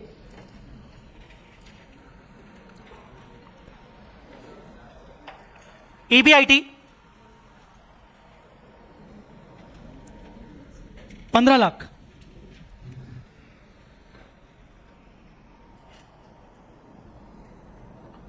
बिफोर द इफेक्ट ऑफ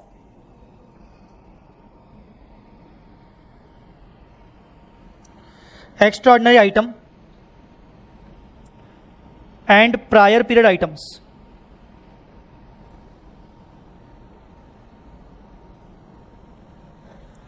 ये जो ऊपर का ईबीआईटी है, अभी इसमें हमने एक्स्ट्राऑर्डिनरी आइटम्स और प्रायर पीरियड आइटम्स को नहीं डाला है. Interest 4.5 lakh,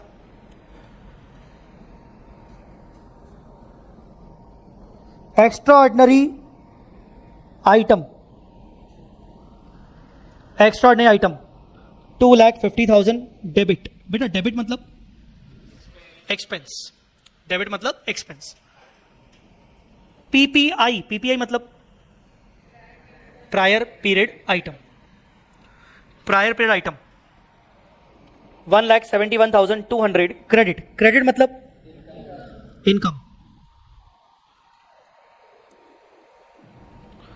tax rate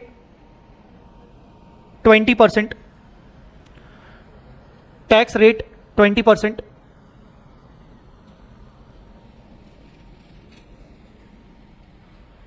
PPI is not tax chargeable. मैं कुछ भी हिंट नहीं दूंगा, तुम्हें बताने का है. PPI is not tax chargeable, but extraordinary item is tax deductible. तुम देख लो बेटा, तुम्हें सॉल्व करना ही, एक बार ट्राई करने का है. PPI is not tax chargeable but extraordinary item is tax deductible. Preference dividend 1,20,000. Calculate EAESH for basic EPS. Basic EPS के लिए आपको EAESH निकालने का है.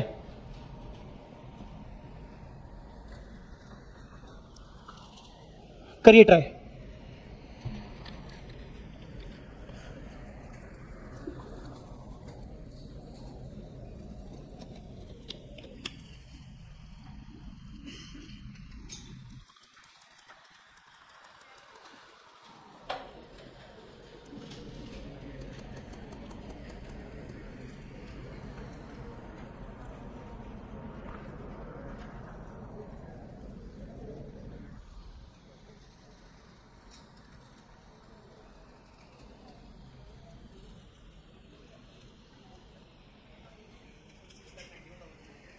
6 lakh 691 200 691 200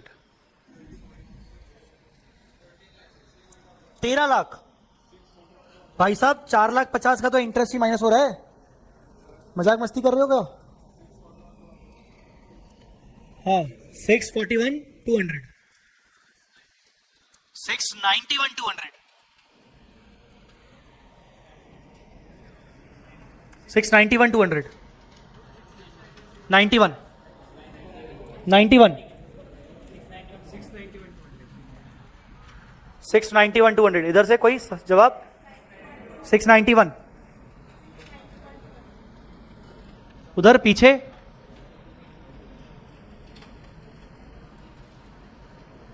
नहीं कर रहे हो सॉल्व? नहीं नहीं पीछे वाला नहीं, ये वाला दाढ़ी वाला, हाँ करो करो।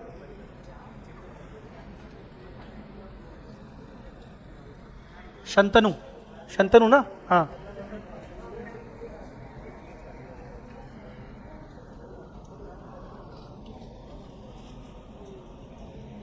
हाँ भाई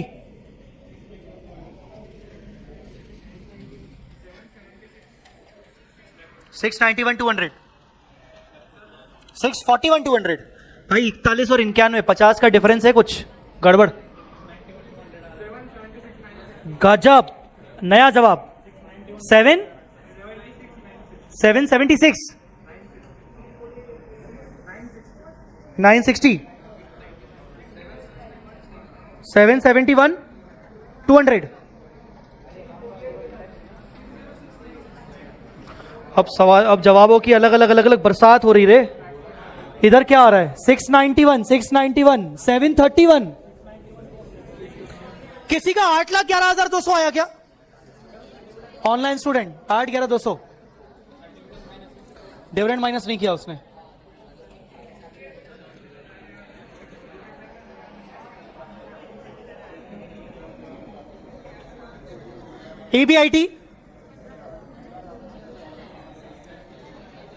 EBIT before extraordinary and PPI कितना? 15 लाख।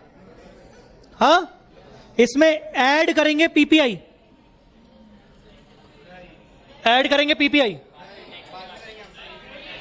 नहीं, क्यों? टैक्स चार्जेबल नहीं है, मतलब बाद में कर दो ना यार, बाद में कर दो, सही बात है।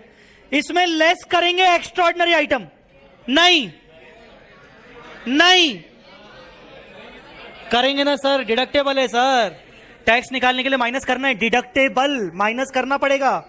एक्स्ट्राऑर्डिनरी आइटम, हाँ बोलिए कितना? हाँ कर लो बातें कर लो, पूछ रहा हूं कितना तो बता नहीं रहा है तू। हाँ कितना? 2,50,000 बोलो। Next interest 4,50,000 okay. अच्छा एक मिनट, नेट बोलो।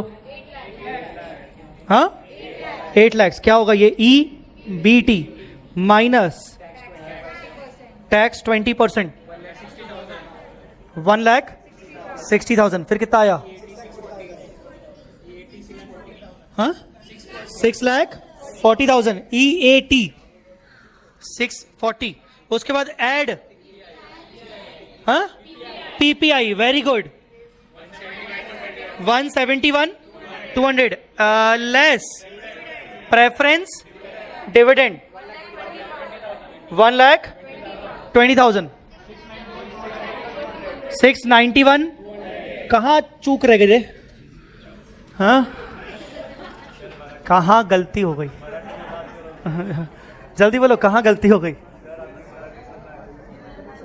हाँ एसी में। अच्छा एसी का रिमोट चाहिए, ले भाई। मराठी मेरे को नहीं आता है, कुछ सिखाओगे तो मैं बोल दूंगा मैं मराठी, मेरे को ऐसे नहीं आता। हाँ 691 200 सबका आया कि नहीं? वही तरह 771। हाँ वो इधर था कोई 776। हाँ ओके क्लियर है सबको? ओके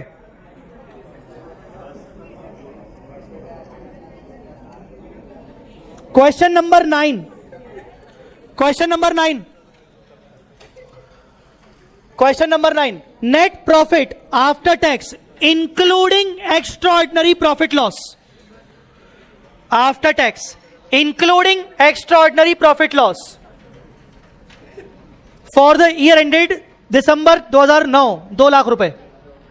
यार ये बोल रहा है net profit after tax, after tax मतलब ईएटी। अरे यार ध्यान दे दो यार, नेट प्रॉफिट आफ्टर टैक्स मतलब ईएटी, और बोल रहा है इंक्लूडिंग एक्स्ट्राऑर्डिनरी मतलब उसमें शामिल है, तो अलग से वापस से शामिल करने की जरूरत नहीं है। 10% क्यूमुलेटिव प्रेफरेंशियल 5 लाख रुपए, क्यूमुलेटिव है बेटा, क्यूमुलेटिव है बेटा। कितना डिविडेंड, कितना 50, और ऊपर के ईएटी में से 50 माइनस करो, कितना बचेगा ईएसएच। अरे मैं कह रहा हूं ये जो है ये ईएटी है ना, ये 2 लाख है वो ईएटी है ना, अर्निंग आफ्टर टैक्स है ना बेटा, बात समझ में आ रही कि नहीं।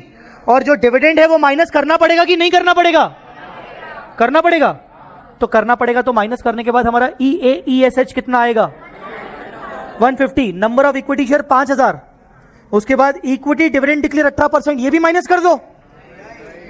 इक्विटी डिविडेंड बेटा 18% माइनस करना पड़ेगा ना, नहीं क्यों, इक्विटी डिविडेंड अगर माइनस कर देंगे तो रिटेन्ड अर्निंग आ जाएगा, रिटेन्ड अर्निंग कभी भी ईपीएस की वर्किंग में नहीं आता।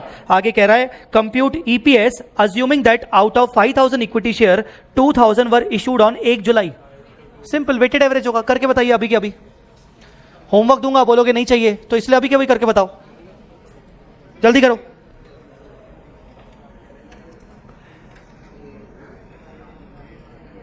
कैसे सॉल्व करोगे, मुझे वर्किंग नोट नंबर 1 चाहिए ईएसएच का, मुझे वर्किंग नोट नंबर 2 चाहिए वेटेड एवरेज का, और मुझे फिर फाइनल चाहिए बेसिक ईपीएस। मुझे ऐसा चाहिए, ये सीक्वेंस होना चाहिए। चाहो तो बुक में ही कर लो सॉल्व। मुझे वर्किंग नोट नंबर 1 चाहिए, फिर वर्किंग नोट नंबर 2 चाहिए, फिर मुझे बेसिक ईपीएस चाहिए, प्रॉपर पेपर प्रेजेंटेशन।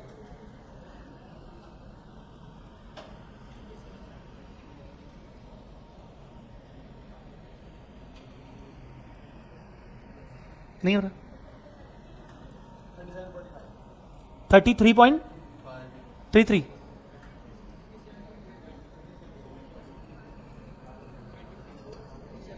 37.5 25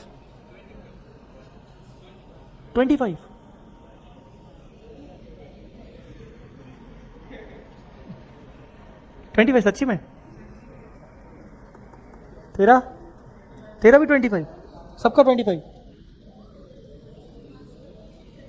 37.5 25 यार गजब। 23.07 और कोई लगाओ, बोली लगाओ बेटा।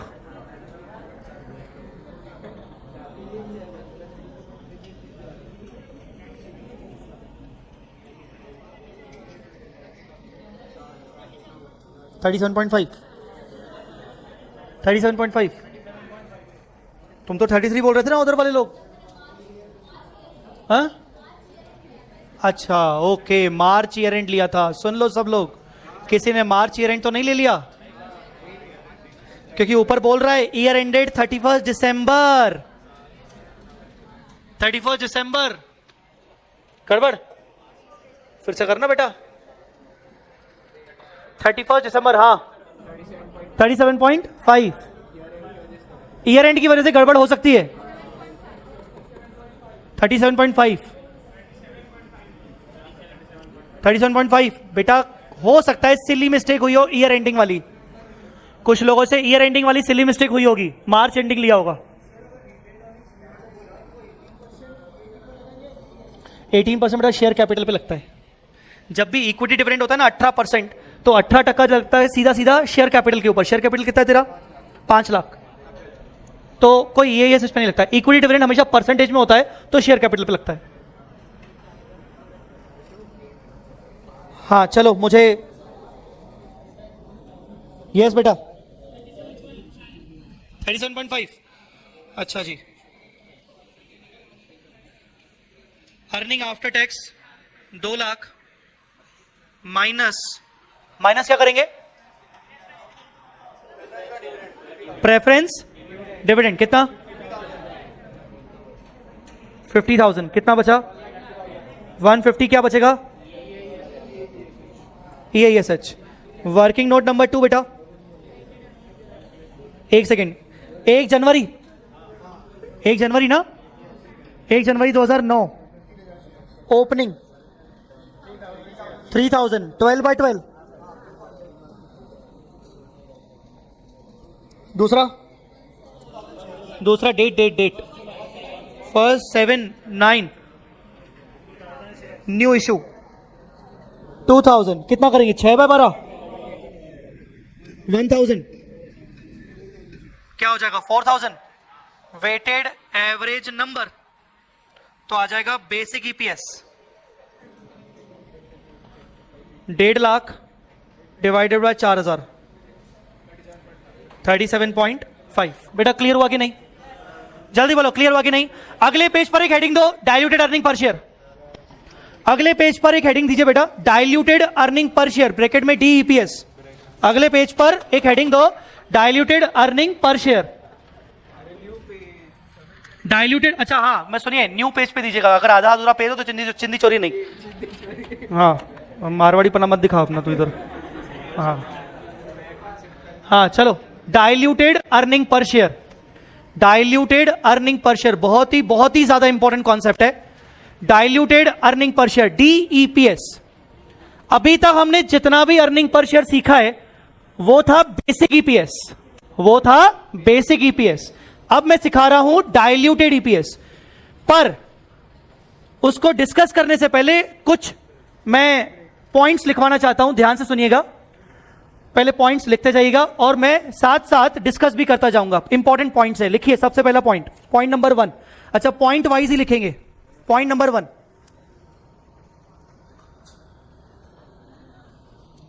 डाइल्यूटेड ईपीएस, आप शॉर्ट में लिख सकते हो डीईपीएस। डीईपीएस considers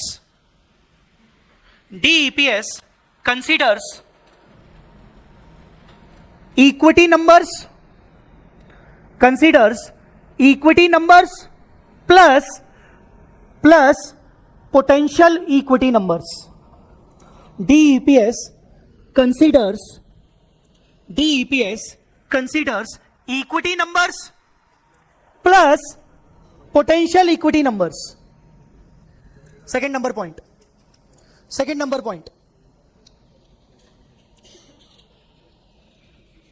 While calculating basic EPS,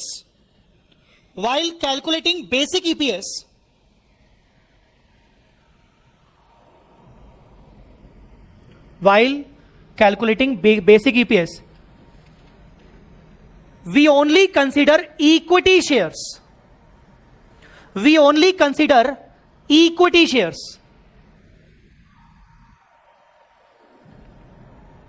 third point heading डालना, थर्ड पॉइंट की पोटेंशियल इक्विटी शेयर। हेडिंग डालना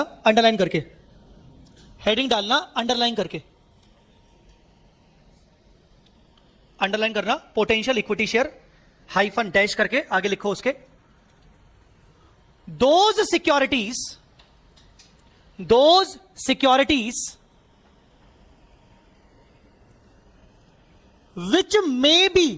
which may be converted into equity share.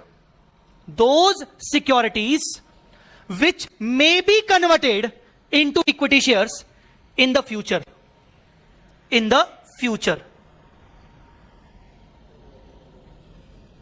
Bracket में ये पॉइंट को चेंज मत करना, ब्रैकेट में that means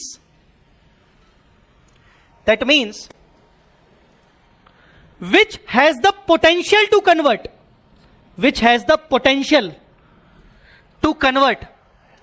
into equity,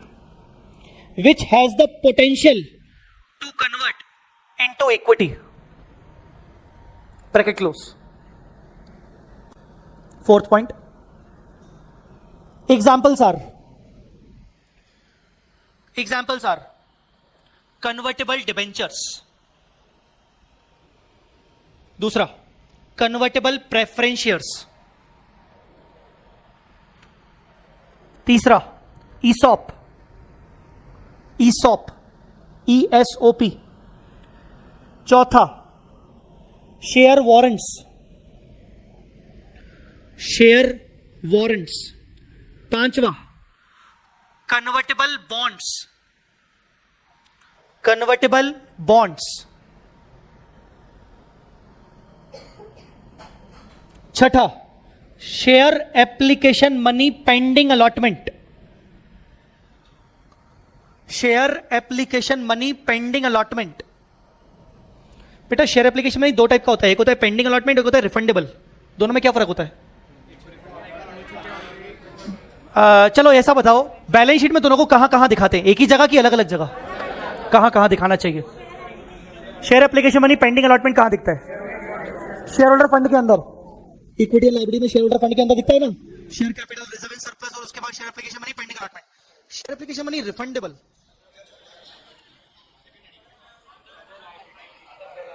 other current liability में कहां दिखता है? Other current liability. रिफंडेबल है ना, पैसा वापस देना है. अदर करंट लाइबिलिटी होता है. तो मैंने कौन सा लिखवाया? रिफंडेबल लिखवाया क्या आपको? कौन सा लिखवाया? Pending allotment. ठीक है, ओके. कितना पॉइंट हो गया? हाँ 4 हो गया. पांचवा का हेडिंग दीजिएगा, why we are calculating DEPS. Why we are calculating DEPS. DEPS हम क्यों निकाल रहे हैं? Why we are calculating DEPS. ये हो गया क्वेश्चन. नीचे इसका आंसर लिखिए, या इसको डैश करके आगे लिखिए.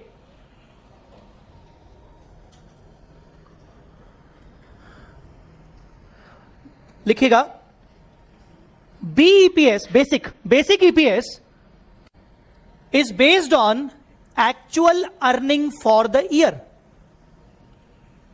Basic EPS is based on actual earning for the year and actual equity outstanding during the year.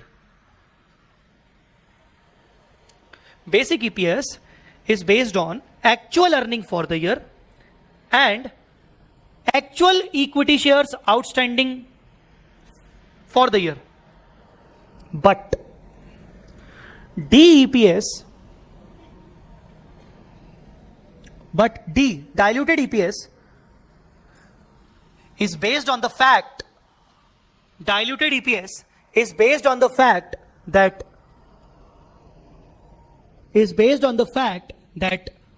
in future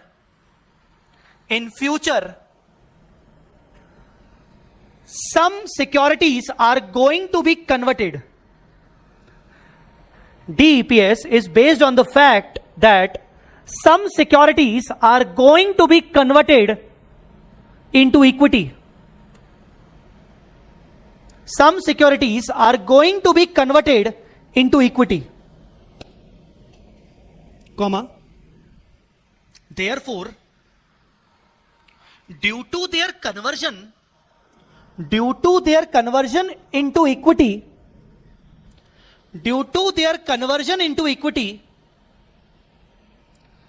the numerator as well as denominator, बेटा न्यूमरेटर मतलब अर्निंग, शॉर्ट में अर्निंग, डिनोमिनेटर मतलब numbers. हाँ क्या बोला? therefore the numerator as well as denominator may gets change. Therefore the numerator as well as denominator may gets change. Paragraph change करके for example paragraph छोटा सा change करके नीचे उसके for example suppose we have 8% convertible debentures. Suppose we have 8% convertible debentures. Suppose we have 8% convertible debentures of rupees 10 lakh. Bracket में 100 each. Suppose we have 8% convertible debenture of rupees 10 lakh. Bracket में 100 each. बेटा number कितने हो गए? 10,000 हुए ना बेटा. 10 lakh divide by 100 कितने नंबर हुए? 10,000, and they are convertible into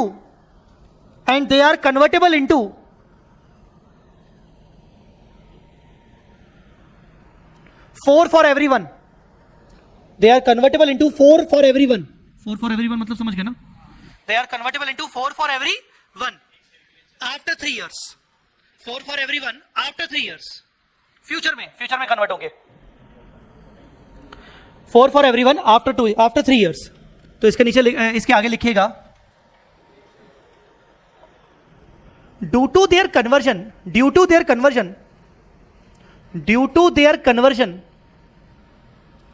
the numerator may be increased by 40,000 numbers.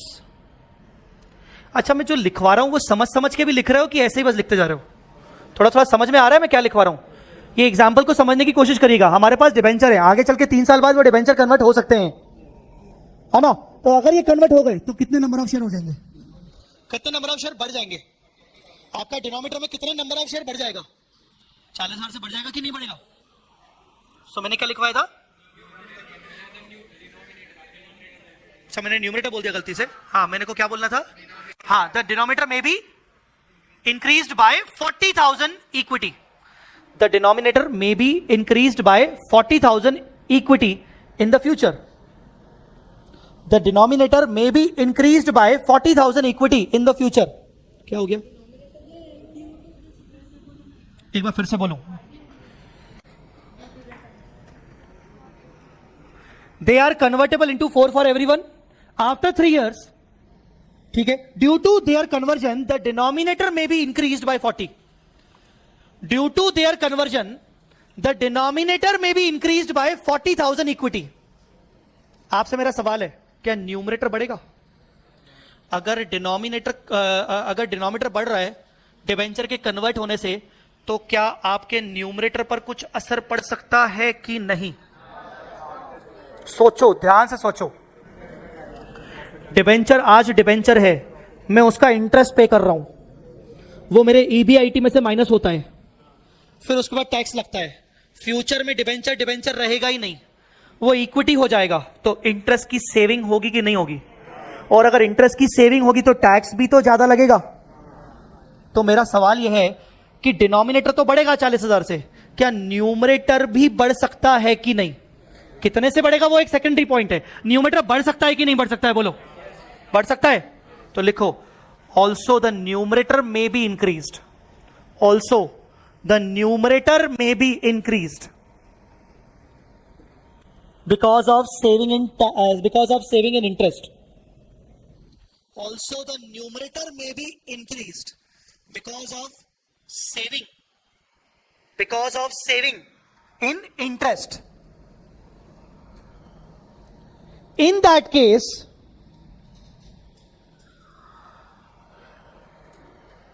if we calculate EPS,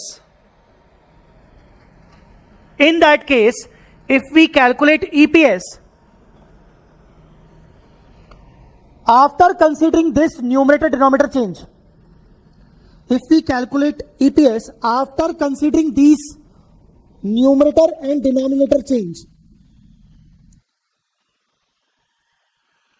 such EPS will be known as diluted EPS.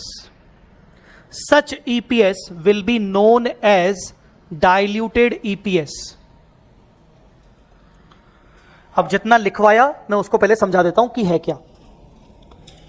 आज मेरे पास कुछ डिबेंचर्स रखे हुए हैं और उस डिबेंचर के ऊपर मैं इंटरेस्ट पे कर रहा हूं. सुनिएगा प्लीज, लिखने पर ध्यान मत दीजिए. मेरे पास आज डिबेंचर्स रखे हुए हैं और उन डिबेंचर्स के ऊपर मैं इंटरेस्ट पे कर रहा हूं, और उस इंटरेस्ट को मैं हमेशा अपने ईबीआईटी में से माइनस कर देता हूं.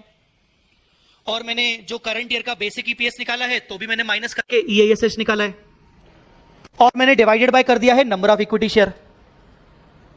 ठीक है ना? और जो मेरे सामने आया वो आया बेसिक अर्निंग पर शेयर. आप इसको ऐसा समझो कि मैं एक केक लेके आया 2 kg का, और मैंने बोला कि अपन चलो मिलके बांट के खाते हैं केक को. और मेरे सामने 10 लोग थे, मैं केक लेके आया और मैंने केक को इक्वली सब में डिस्ट्रीब्यूट कर दिया। मैंने केक को इक्वली सब में डिस्ट्रीब्यूट कर दिया 10 पीपल में, 1 2 3 4 5 6 7 8, चलो 8 लोगों में डिस्ट्रीब्यूट किया, छोड़ो 10 लोग नहीं है 8 लोग हैं,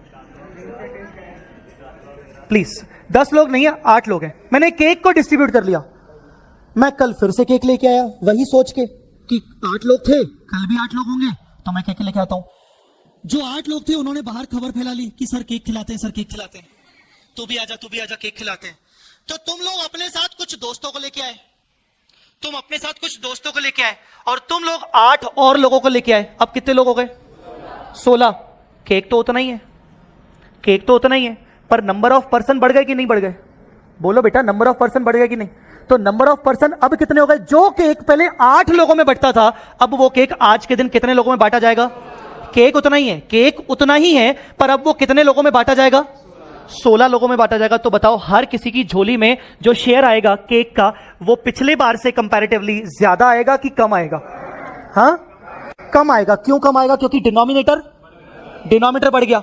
यही लॉजिक है डीईपीएस का। डीईपीएस कहता है कि बेटे आज तो तूने ईपीएस निकाल लिया, कंपनी को कह रहा है, कंपनी क्या बोल रही है? बेसिक ईपीएस दिखा के, हाँ ये लो बेसिक ईपीएस 35 रुपए।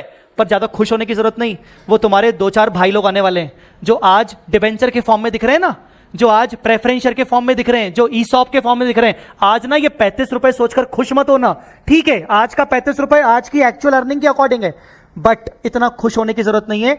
आने वाले टाइम में अगर तुम्हारी ये अर्निंग को मैं कांस्टेंट रखूं, अगर अर्निंग इतनी ही हुई और वो जो भाई लोग हैं तुम्हारे, वो जो debenture holder, preference share holder, वो भी कन्वर्ट होंगे। जब वो कन्वर्ट होंगे ना, तो यही केक, यही अर्निंग, यही EAESH तुम में नहीं, तुम में और उनमें इक्वली बांटा जाएगा। तो फिर बताओ, अर्निंग गिरेगी कि अर्निंग बढ़ेगी? गिरेगी। और इस गिरते हुए अर्निंग को कहा जाता है diluted earning per share. So sir, ये हम क्यों निकाल रहे हैं? Prudence concept, conservatism principle. Companies act चाहता है कि शेयर होल्डर को उनकी आज की ही अर्निंग ना दिखे, शेयर होल्डर को उनका फ्यूचर भी दिखे कंपनी में, कि आने वाले टाइम में हमारी अर्निंग गिर सकती है। और कंपनी उनको धोखा नहीं दे रही। पहले से ही कुछ लोग हमारी बैलेंस शीट में पड़े हुए हैं डिबेंचर के नाम से, पहले से ही हमारी कंपनी में कुछ लोग कन्वर्टेबल डिबेंचर, कन्वर्टेबल प्रेफरेंस के नाम से पड़े हुए हैं। आज से ही उनको बता दो, सबको सचेत कर दो, सबको सावधान कर दो कि बॉस ठीक है, इस बार की अर्निंग के अकॉर्डिंग तुम्हारा ईपीएस इतना हो गया, पर ज्यादा खुश होने की जरूरत नहीं। कल को अगर हमारा ईपीएस गिर गया तो हम पे चढ़ना मत। हमने तुम्हें आज ही बता दिया कि आगे चल के ये डीईपीएस गिर सकता है बिकॉज ऑफ देयर कन्वर्जन। तो हम वो चीज आज ही डिस्क्लोज कर रहे हैं प्रूडेंस को ध्यान में रखते हुए, और वो गिर सकता है, इसीलिए हम उसको क्या बोल रहे हैं? Diluted earning per share. Guys, understood और नॉट? बोलो बेटा, समझ आया कि नहीं? डाइल्यूशन का मतलब क्या होता है? डाइल्यूशन का बेसिक मीनिंग क्या होता है? डाइल्यूशन, स्पेशली कोई पीसीएम बैकग्राउंड से होगा, किसी ने केमिस्ट्री वगैरह अच्छे से पढ़ा होगा तो उसको अच्छे से पता होगा। डाइल्यूशन का मतलब क्या होता है? हाँ, कॉन्सेंट्रेशन कम करना। Definitely, yes, very good. Concentration उसका कम करना, मतलब किसी चीज का इफेक्ट को गिराना, कॉन्सेंट्रेशन कम करना। डाइल्यूशन का मतलब ये होता है, अगर मैं जैसे कभी कभार होता है कि तुमने कोई दाल खाई, दाल में नमक बहुत ज्यादा है, तो क्या करोगे? पानी डाल देंगे ना। अरे गर्म करेंगे, पानी डाल देंगे, तो उसका क्या हो जाएगा? इफेक्ट टेस्ट में आ जाएगा, नमक का उसका टेस्ट आ जाएगा। बोलो बेटा, क्या किया आपने? पानी को डाइल्यूट कर दिया दाल में, पर वो दाल तो दाल ही है। वैसे ही क्या होता है, अगर बेसिक ईपीएस में मैं पोटेंशियल इक्विटी का इफेक्ट डाल दूं, बेसिक ईपीएस मतलब दाल जिसमें नमक ज्यादा है, अगर मैं उसमें पोटेंशियल इक्विटी का इफेक्ट डाल दूं मतलब पानी, तो मेरा बेसिक ईपीएस गिर जाएगा, मेरी दाल डाइल्यूट हो जाएगी। तो जो डाइल्यूटेड दाल आएगी उसको बोलेंगे डाइल्यूटेड अर्निंग पर शेयर। क्यों दिखा रहा हूं? दिखाने का रीजन क्या है? Prudence concept. मैं ये बताना चाहता हूं शेयर होल्डर्स को कि आज की अर्निंग जो भी है, बट आगे चल के ये अर्निंग तुम्हारी गिर सकती है, कंसीडरिंग द फैक्ट कि वो लोग इक्विटी में कन्वर्ट हो सकते हैं। बेटा समझा कि नहीं समझा? बोलो बेटा यस और नो, समझा कि नहीं समझा? तो बस ये diluted earning per share company का एक्चुअल अर्निंग पर शेयर नहीं होता। Actual earning per share basic ही होता है, पर डाइल्यूटेड कंपनी को दिखाना पड़ता है ताकि कंपनी पहले से ही सावधान कर रही है कि बाद में आप हमें मत बोलना कि ईपीएस कैसे गिरा। ईपीएस गिरने के रीजन हम आपको अभी बता दे रहे हैं कि आगे चल के गिर सकता है अगर यही कांस्टेंट अर्निंग रही तो। बेटा समझा कि नहीं? चलिए मैं आपको एक एग्जाम्पल करवा रहा हूं और उसके बाद अपन एक छुट्टी कर लेंगे, उसके बाद कल पढ़ेंगे। लिखिए example number 12। Example number 12।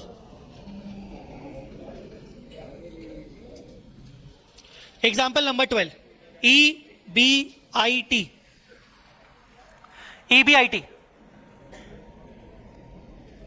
20 lakh, tax 30,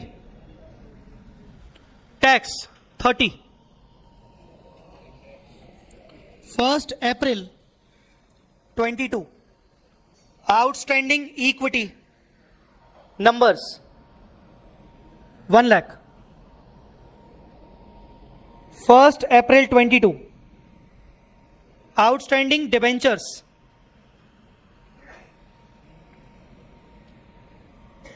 of 16 lakhs, face value 100,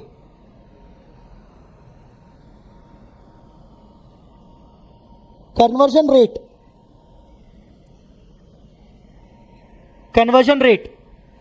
2:1 after 2 years.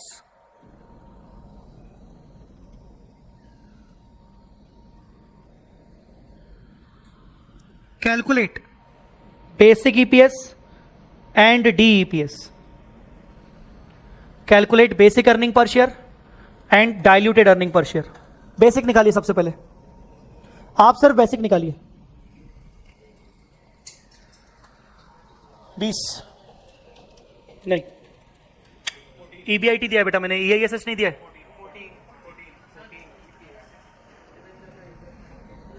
Debenture का इंटरेस्ट परसेंटेज, हाँ डिबेंचर का इंटरेस्ट परसेंटेज 9%।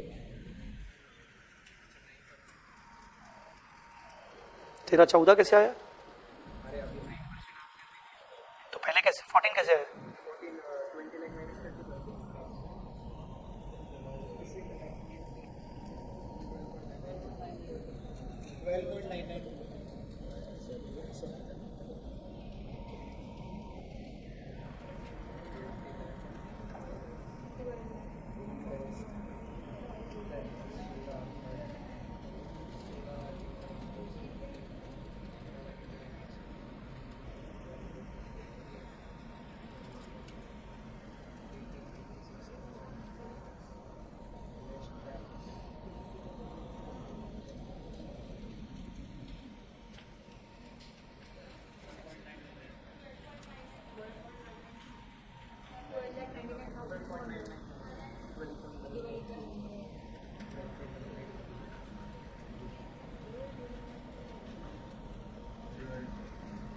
बीस लाख का EBIT माइनस क्या किया, इंटरेस्ट कितना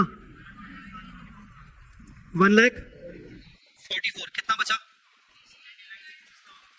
18,56,000 माइनस किया टैक्स 556,800।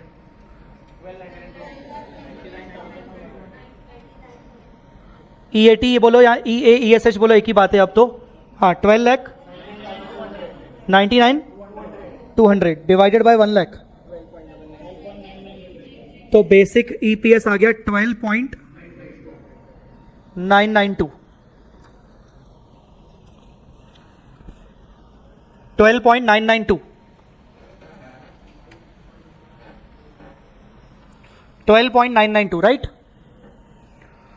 दूसरी heading diluted earning per share. अब ये सोचो कि अगर डिबेंचर कन्वर्ट हो जाए तो न्यूमरेटर पर कितना असर पड़ेगा और डिनोमिनेटर पर कितना असर पड़ेगा। अलग अलग असर निकालो, बोलो।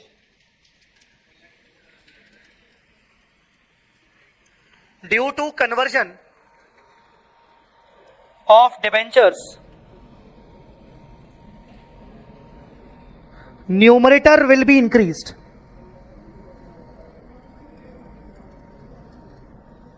कोई मुझे बताएगा न्यूमरेटर कितने से इंक्रीज होगा? न्यूमरेटर बेटा, न्यूमरेटर, डिनोमिनेटर नहीं। न्यूमरेटर कितने से इंक्रीज होगा? 16 लाख का 9%, कितना 1,44,000।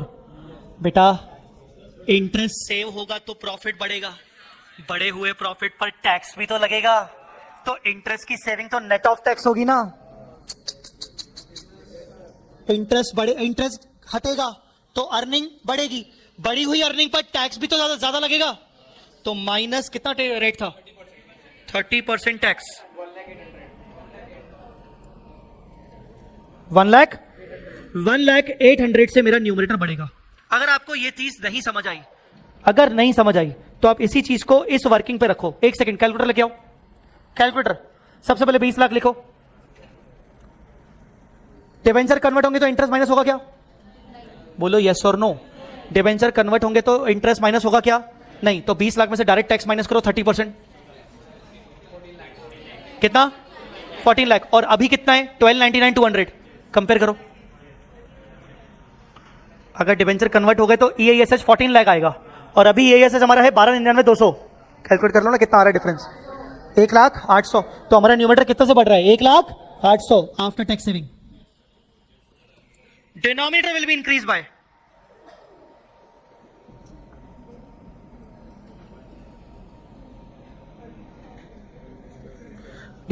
इंक्रीज बाय रेशियो क्या था? 2:1 ना?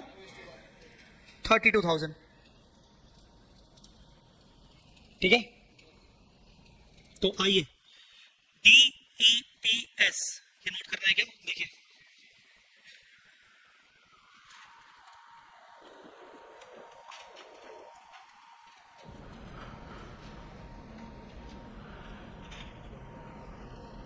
DEPS विल बी, DEPS क्या होगा? एक सेकेंड। करंट EISH कितना था? बेसिक वाला EISH कितना था? बेसिक वाले में तुमने EISH कितना लिया था? 12,99। तुम्हारा न्यूमरेटर कितने से बढ़ जाएगा? 1,08,000। उनके कन्वर्ट होने से तुम्हारा न्यूमरेटर बढ़ जाएगा। बढ़ेगा कि नहीं बढ़ेगा? अच्छा, पहले डिनोमिनेटर कितना था? पहले बेसिक वाले में डिनोमिनेटर था 1 लाख। तो ये 1 लाख तो होगा ही होगा। अब तुम्हारा डिनोमिनेटर कितने से बढ़ जाएगा? हाँ, 32,000। चलो अब बताओ कितना आया? 10.606 मतलब 61। 10.61। बेसिक कितना था? 12 मतलब बेसिक था 12 पॉइंट समथिंग। डाइल्यूटेड गिरा कि बढ़ा? हमेशा गिरना चाहिए। हमेशा क्या होना चाहिए? गिरना चाहिए। सर अगर बढ़ गया तो? अगर बढ़ गया तो उसको कहा जाएगा एंटी डाइल्यूटेड। क्या कहा जाएगा? Anti diluted. मतलब वो डाइल्यूट होने के बजाय वो बल्कि बढ़ गया उसका इफेक्ट। अरे मैंने बोला था दाल है, नमक ज्यादा है, पानी मिलाया तो प्रॉपर टेस्ट आ गया ना। उल्टा वापस से नमक बढ़ गया, नमक वाला पानी डाल दिया। बात समझ में आई कि नहीं? नमक वाला पानी डाल दिया बल्कि और ज्यादा हो गया। अगर ज्यादा हो जाए तो उसको कहेंगे एंटी डाइल्यूटेड। गाइस अंडरस्टूड और नॉट? और इसको क्या बोलेंगे? तो diluted earning per share should always be lower than basic earning per share. कुछ भी हो जाए, अगर वो लोअर नहीं हुआ तो उसको कहा जाएगा एंटी डाइल्यूटेड। गाइस अंडरस्टूड और नॉट? बोलो बोलो, कौन सा एग्जाम्पल था ये? हाँ 12 था ना ये। Last example 13। एग्जाम्पल 13, छोटे सा पॉइंट, छोटा सा। Assume in example 12 instead of debentures there are preference shares। बताओ DEPS और बेसिक EPS कितना होगा?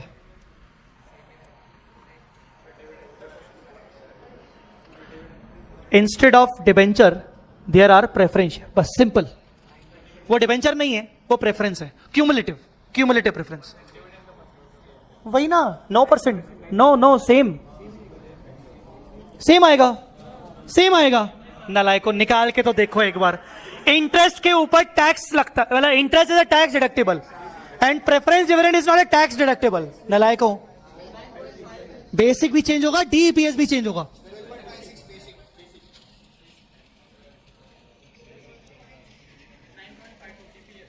$12.56 है। 12.56 9.52 चेक करते हैं, ठीक है। 12.56 basic, basic 12.56,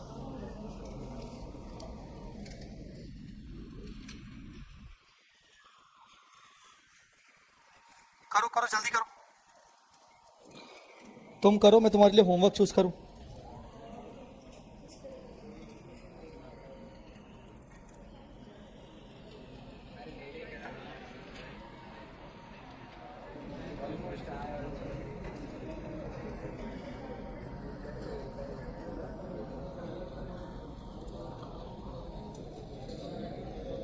yes, basic EPS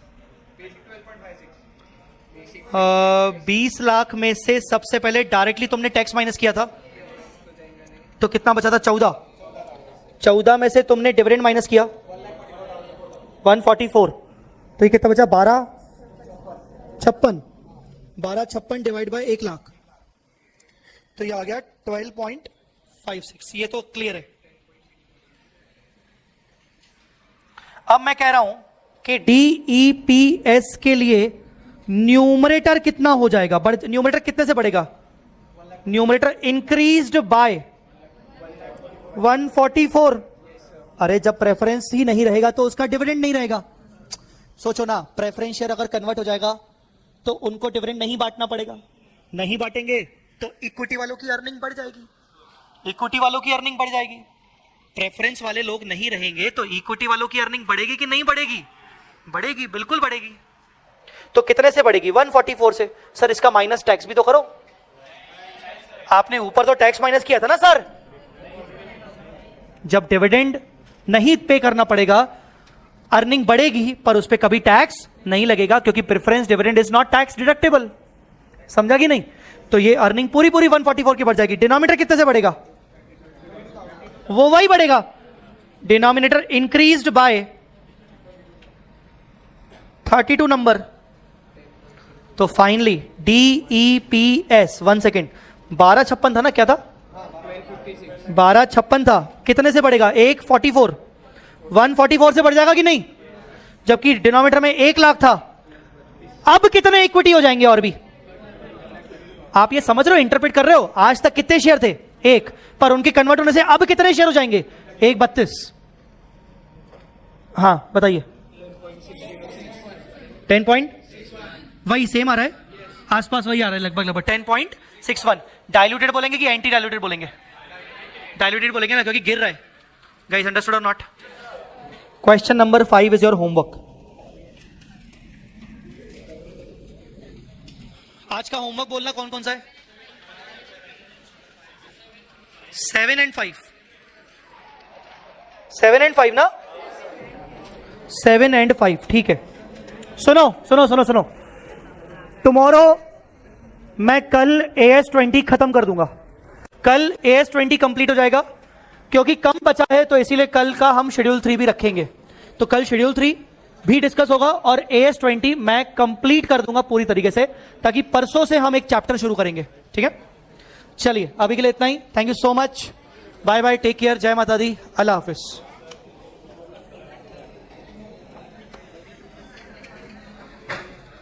क्या फोटो? क्या नहीं मिलेगी पार्टी तेरे को? नहीं मिलेगी पार्टी।